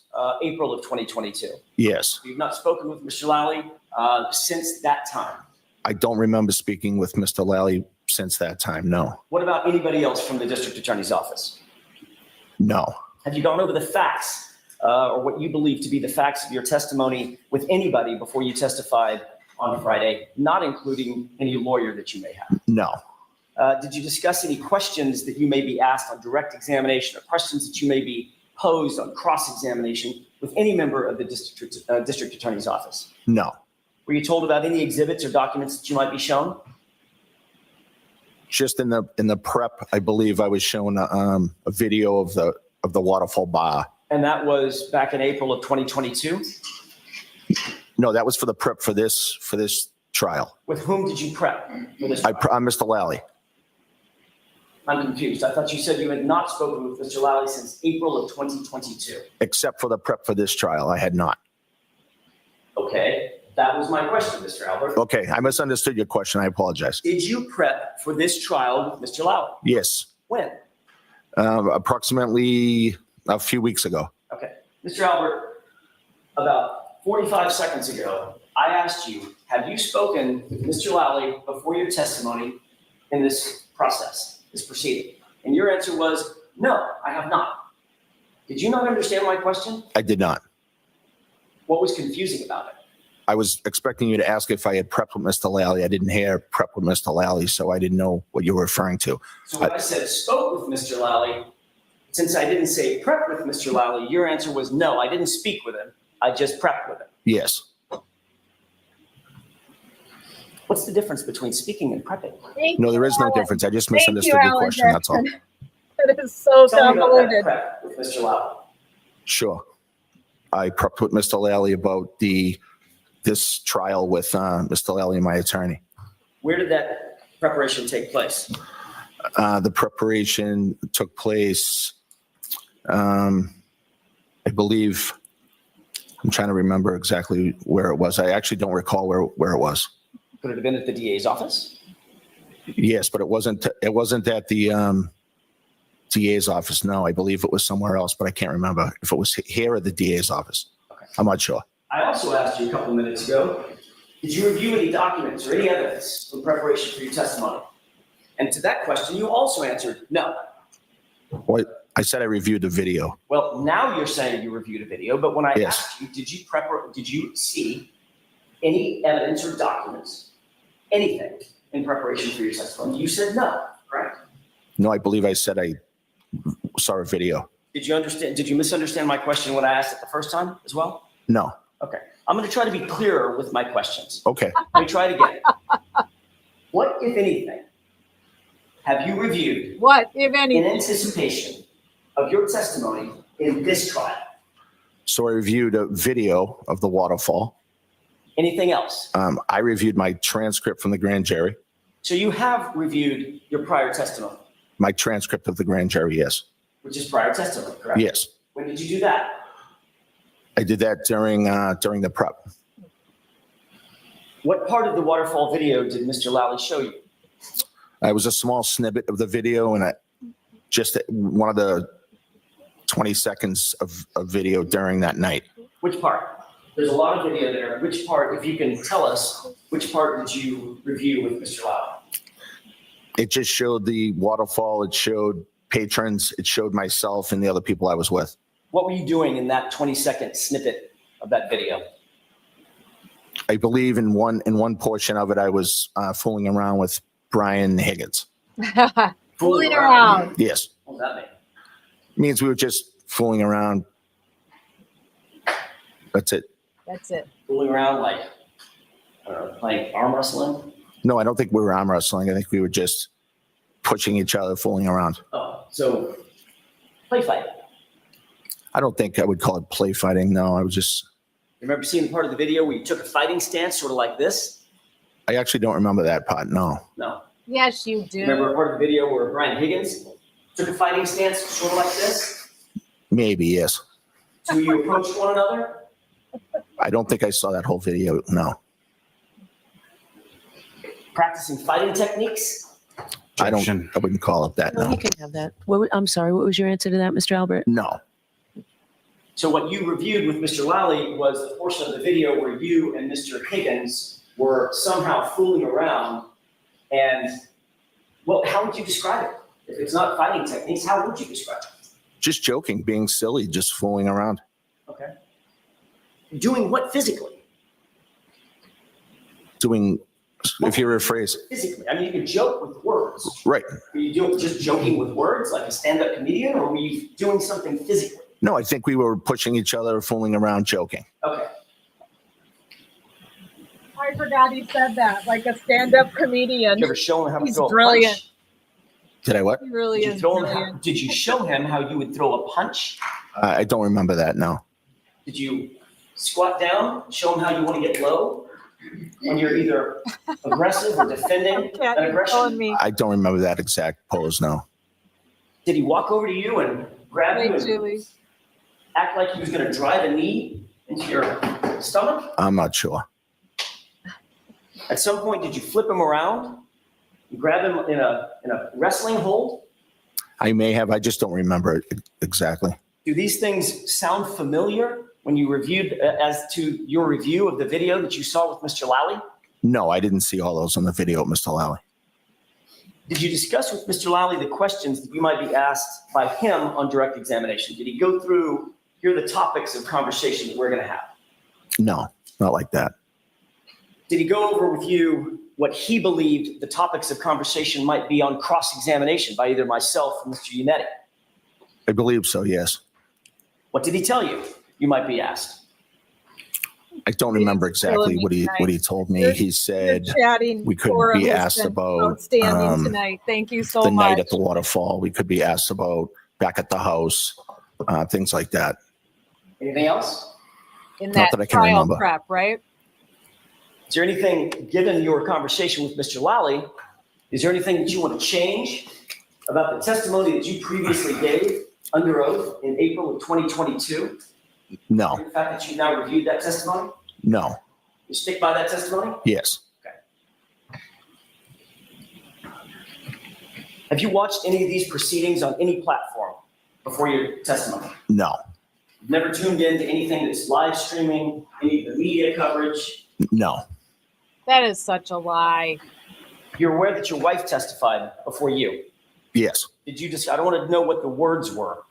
Did you discuss her testimony with her before you testified? no, So she came home after testifying in this trial, and you two never brought it up. no. I just asked her how she was doing, and that was it. Mr. Albert, are you close friends with Brian Higgins? I wouldn't describe it as close friends, no. He's a fellow law enforcement officer, correct? Yes, Works for the ATF, he does. the the Bureau of Alcohol, Tobacco, and Firearms and Explosives, correct? Yes. How long have you known Mr. Higgins? I think I first met Mr. Higgins about 15 years ago. How did you meet him? It was a Don't know each other professional, at something all. at work. We may have 15 years. worked together. I think at the time he was a Cambridge arson squad member. And I think he came into the city of Boston to do something for work. So you've known him for 15 years and you were with him on January 28th, 2022, correct? Yes. And he's the person that you were, quote, joking and fooling around with, right? Yes. You had a long road trip with Mr. Higgins on January 28th, 2022, didn't you? What's the question? You had a long road trip A little with bit Mr. Higgins fun. on January 28th, 2022, correct? We drove from New York to Boston, yes. It's a pretty good drive, you say? Yes. Consider that a road trip? Yes. How long? I don't know if it was probably somewhere around 4 hours, maybe.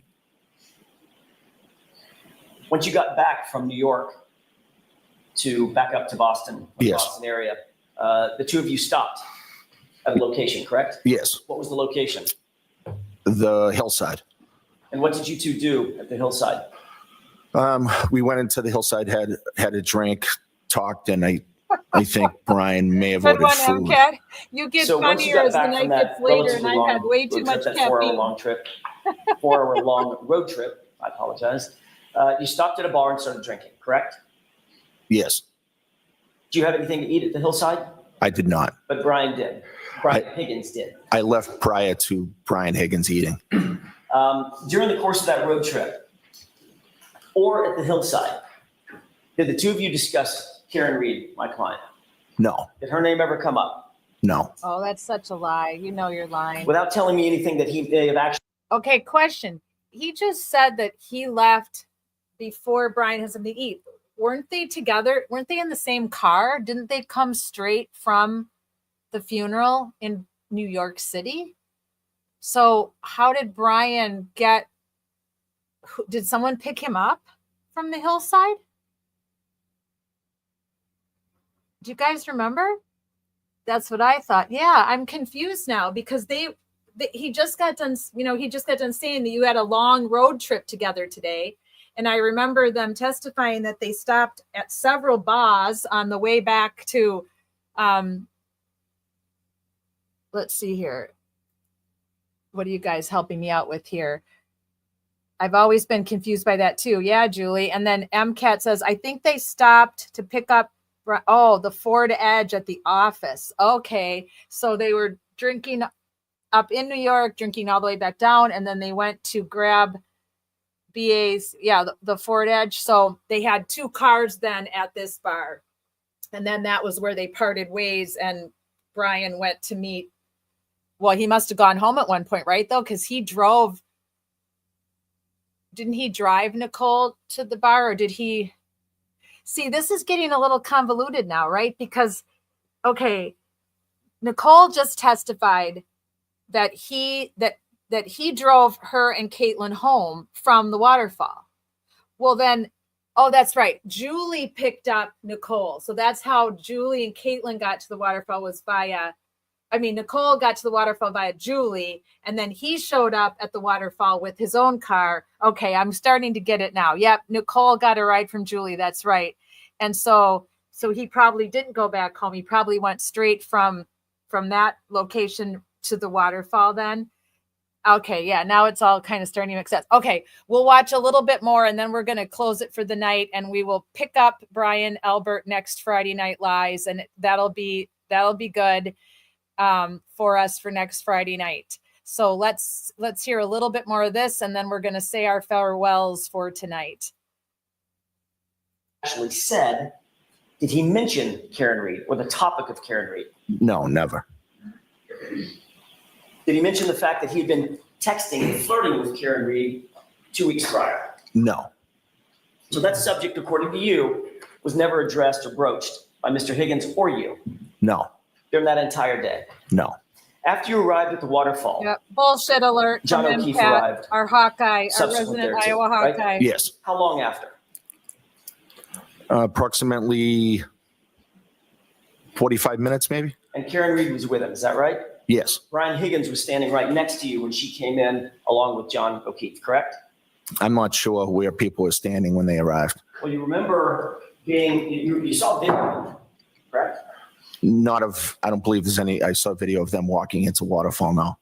Fair enough, but you saw at least a clip, according to you, you saw a clip of that video of you at the waterfall, correct? Yes. You were situated at a high top table, right? Yes. Your back is sort of to the camera, is that right? I'm not sure of the camera angles. The video that I saw, I was at the high top table, but I'm not sure of all the camera angles of the waterfall. Brian Higgins is the guy with the sweatshirt, with maybe a Harley Davidson emblem on the back or something. I'm not sure what he wore that night. I'm sure he had a sweatshirt on, but I don't know what the emblem was. Yeah, he seriously wasn't, Pat. He was not a happy camper. Yes. Okay. In other words, that was the video where he was standing right next to you. You two turn to each other and start this play fighting thing. Yes.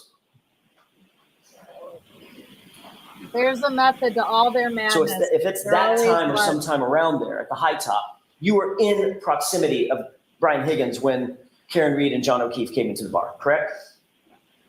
I just don't recall the timing of when they came into the bar. All right, Mr. Albert, did Mr. Higgins say anything to you at that time Very about John telling. O'Keefe arriving with Karen Reed at his side? No.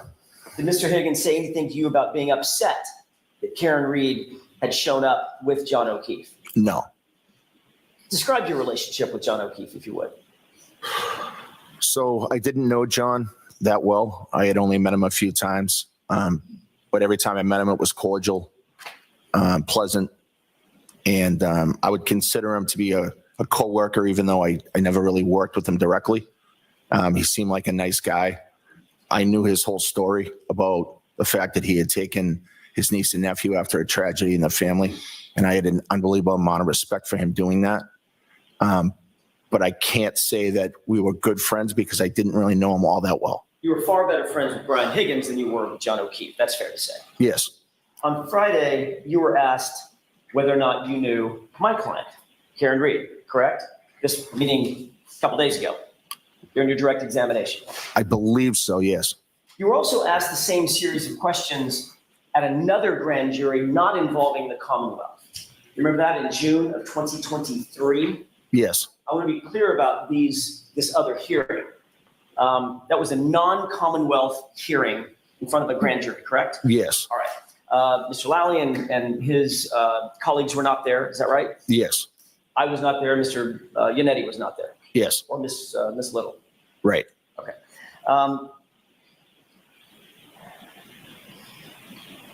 At that June 2023, and I'm going to talk about a couple of dates, so I don't want to be confusing. At that June 2023 non-Commonwealth hearing, you were asked some questions about whether or not you knew Karen Reed before January 28th, 2022. I believe so. Not in question. I believe so, yes. And you testified, before you testified, you were sworn an oath. Yes. Same oath that you swore in this trial, correct? Yes.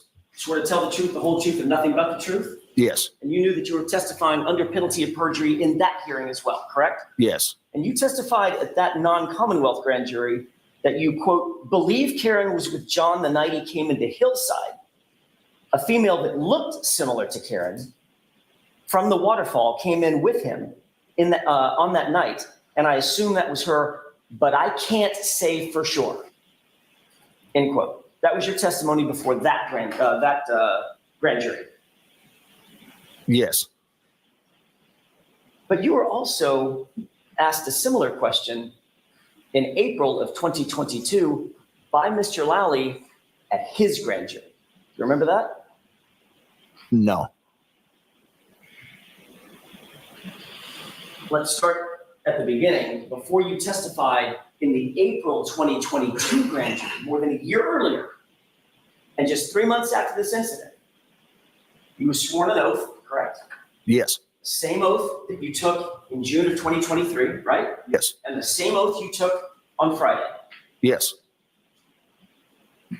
Isn't it true that you were asked the question whether or not you knew Karen Reed on January 28th, 2022, and you testified, quote, I've never met or seen her before, end quote?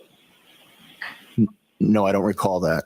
Didn't you indicate that you just that you reviewed your grand jury testimony in anticipation for this trial? Yes. You'd read the whole thing. Yes. And you don't recall making that statement? Yes, No. Julie, it is. It's far worse than I remember, but he's cold. He's cold as ice. Too cool and Yeah, collected. Coach Young? I don't think Yes, he's and I'll see broken a counsel at sweat. sidebar when you leave that with the witness. All right. Just please take a look at that. Sure. I like what MCAT said. More Albert family memory problems. Absolutely.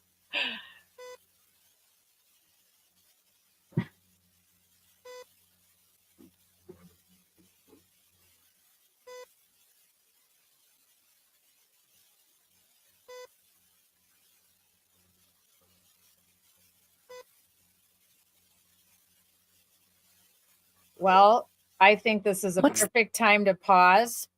I think we've done our due diligence tonight. We have we have done way more than I expected we would do, and I'm pretty proud of us because we definitely covered a lot. We totally nitpicked Nicole Albert as close to a fine-tooth comb as we possibly could. Yeah, there's no way they sleep together. Yeah, there's no way they sleep together. They must have Lucy and Ricky type beds for sure. Yeah, hereditary memory loss. I just don't know how anybody in their right mind stays married to this guy for that many years. But this was a quote that I just put up that was from a newspaper article. He's out in the snow.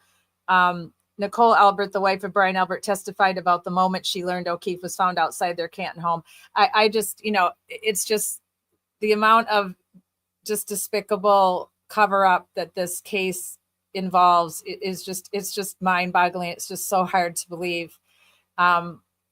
So Mr. Albert, we will see you again next Friday on Friday Night Lies. And I pulled up a little bit of this microdots video to show you guys here as we say our goodnight and our goodbyes.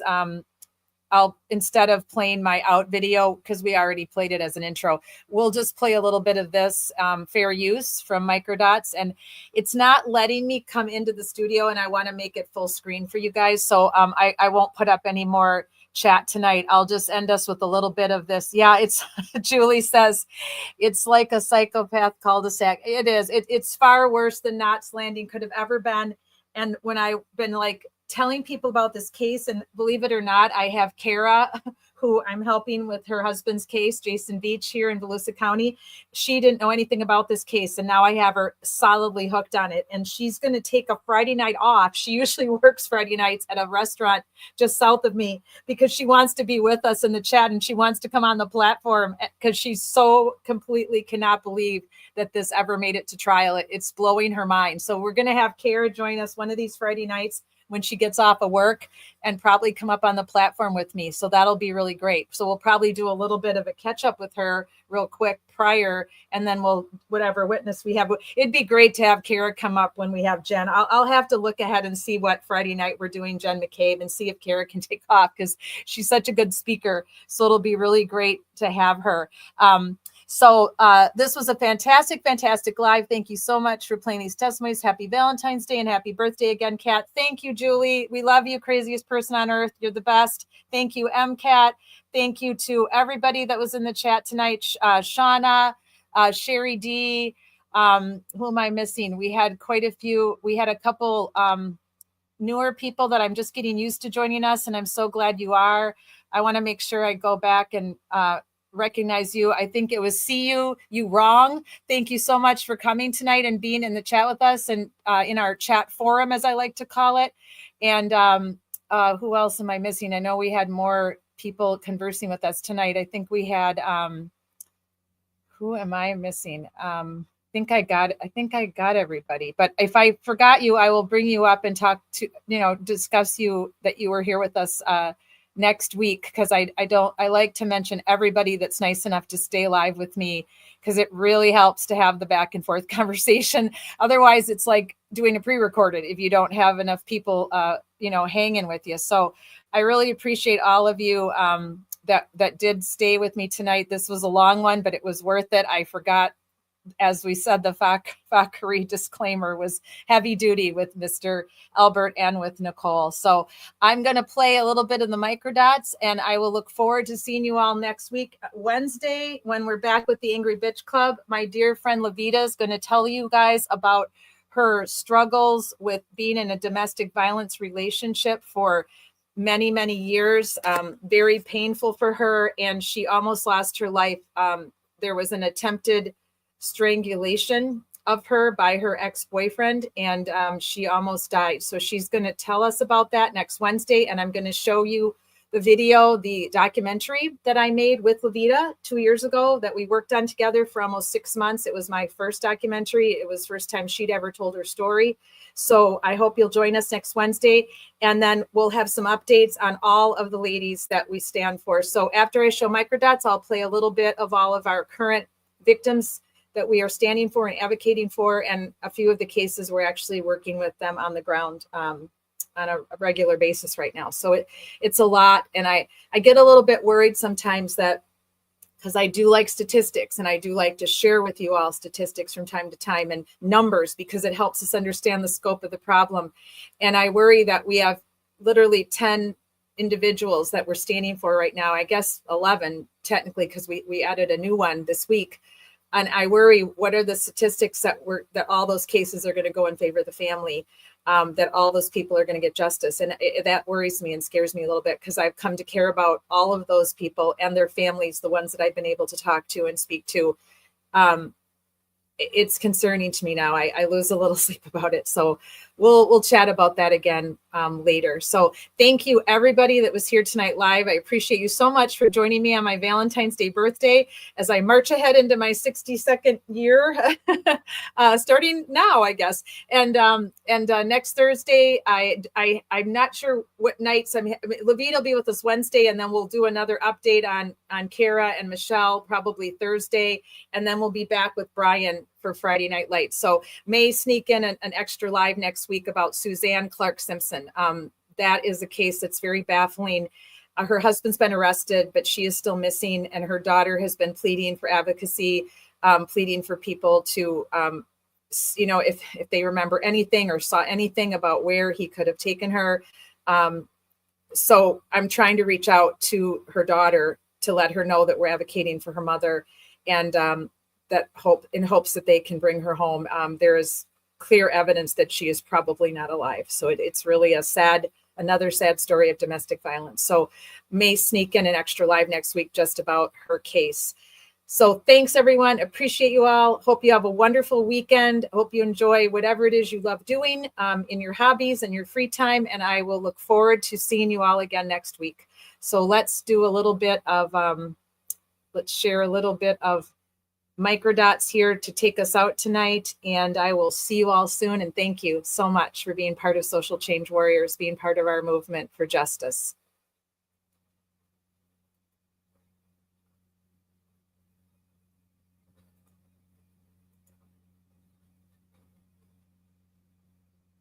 This is Officer John.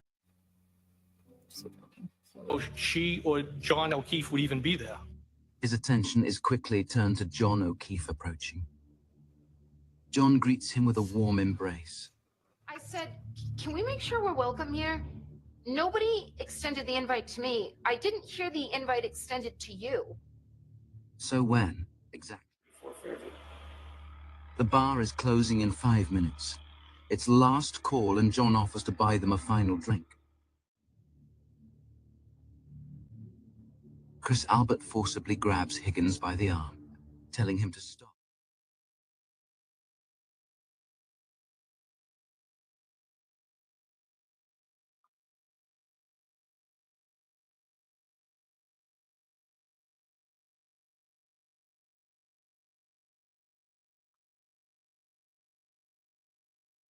Sees Karen Reed enter the bar. I didn't know she or John O'Keefe would even be there. His attention is quickly turned to John O'Keefe approaching. John greets him with a warm embrace, then does the same with Brian Albert. Brian Albert and John show affection by patting each other's backs. Brian Higgins leans in, asking John where they're coming from. John points, indicating they were across the street at C.F. McCarthy's. John sees Karina Kolokithis, prompting him to walk over and say hello with a hug. He also says hello to Nick Kolokithis, and then John walks further towards the bar to greet Matt McCabe. Brian Albert whispers something into Higgins' ear. Higgins smiles back, amused, then glances at John, indicating he is the subject of their conversation. Higgins comments back to Brian Albert, and Brian Albert responds with another whisper. Higgins smiles again at whatever Brian Albert said, and then Nicole Albert returns from the restroom, approaches husband Brian and embraces him from behind, prompting the three to converse.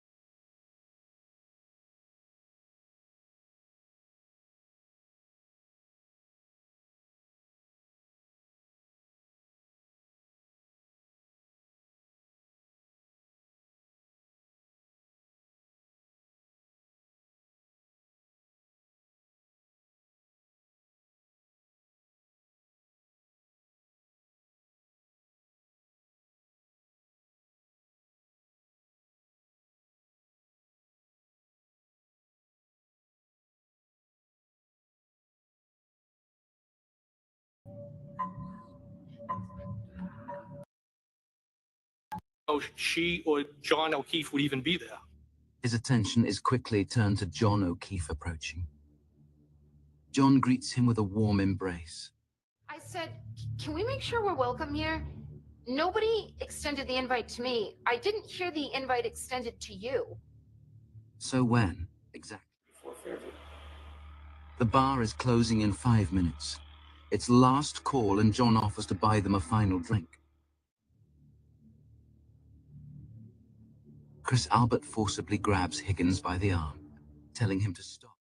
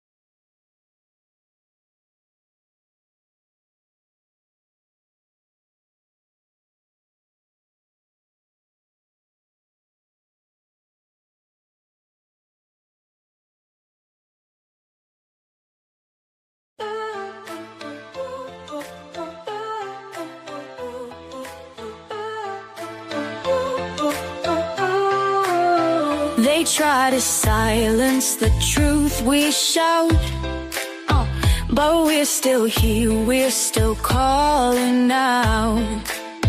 Corruption hides behind a badger name. We light the fire, expose the shame.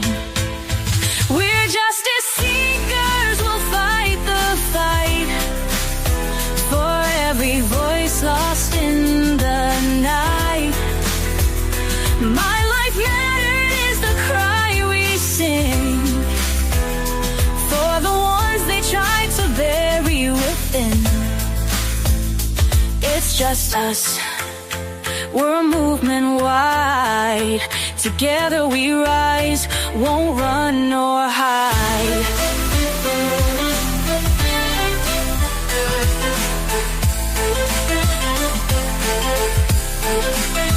The stories echo, the pain runs deep. For stolen lives we can't just weep. Elected power, but their hearts are cold. We'll bring the truth, let it be told. We're justice seekers, we'll fight the fight for every voice lost in the night. My life mattered is the cry we sing for the ones they tried to bury within. It's just us, we're a movement wide. Together we rise, won't run nor hide.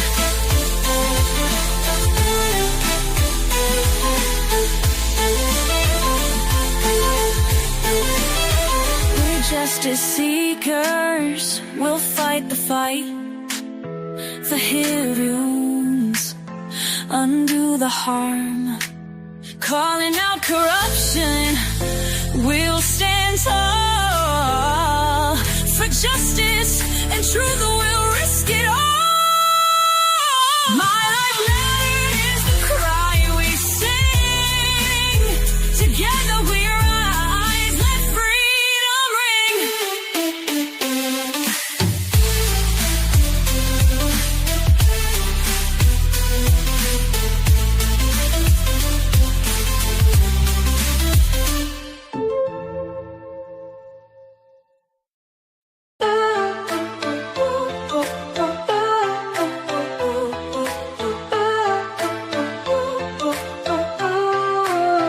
They try to silence the truth we shout, but we're still here, we're still calling out.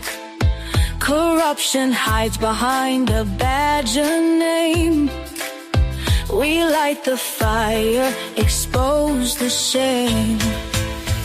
We're justice seekers, we'll fight the fight for every voice lost in the night.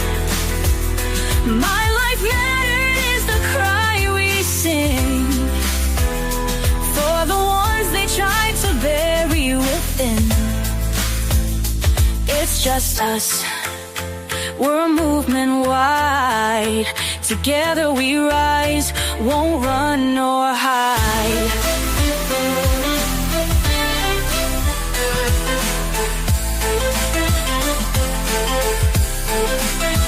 The stories echo, the pain runs deep. For stolen lives we can't just weep. Elected power, but their hearts are cold. We'll bring the truth, let it be told. We're justice seekers, we'll fight the fight for every voice lost in the night. My life mattered is the cry we sing for the ones they tried to bury within. It's just us, we're a movement wide. Together we rise, won't run nor hide.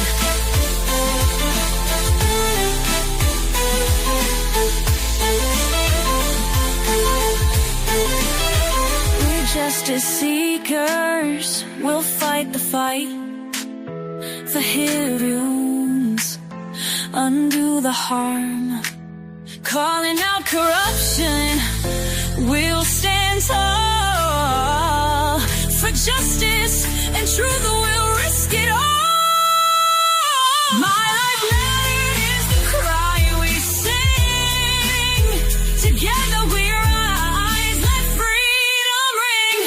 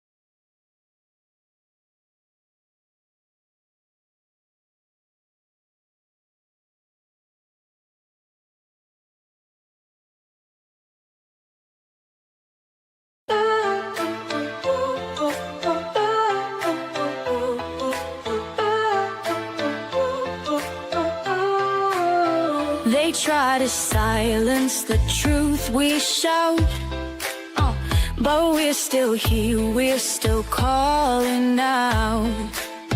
Corruption hides behind a badge of name. We light the fire, expose the shame. We're justice seekers, we'll fight the fight. For every voice lost in the night. My life mattered is the cry we sing. For the ones they tried to bury within. It's just us, we're a movement wide. Together we rise, won't run nor hide.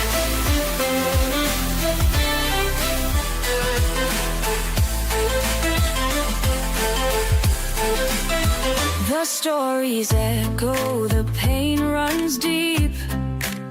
For stolen lives we can't just weep. Elected power, but their hearts are cold. We'll bring the truth, let it be told. We're justice seekers, we'll fight the fight. For every voice lost in the night. My life mattered is the cry we sing.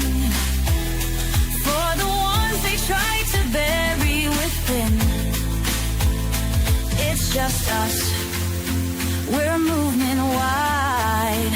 Together we rise, won't run nor hide.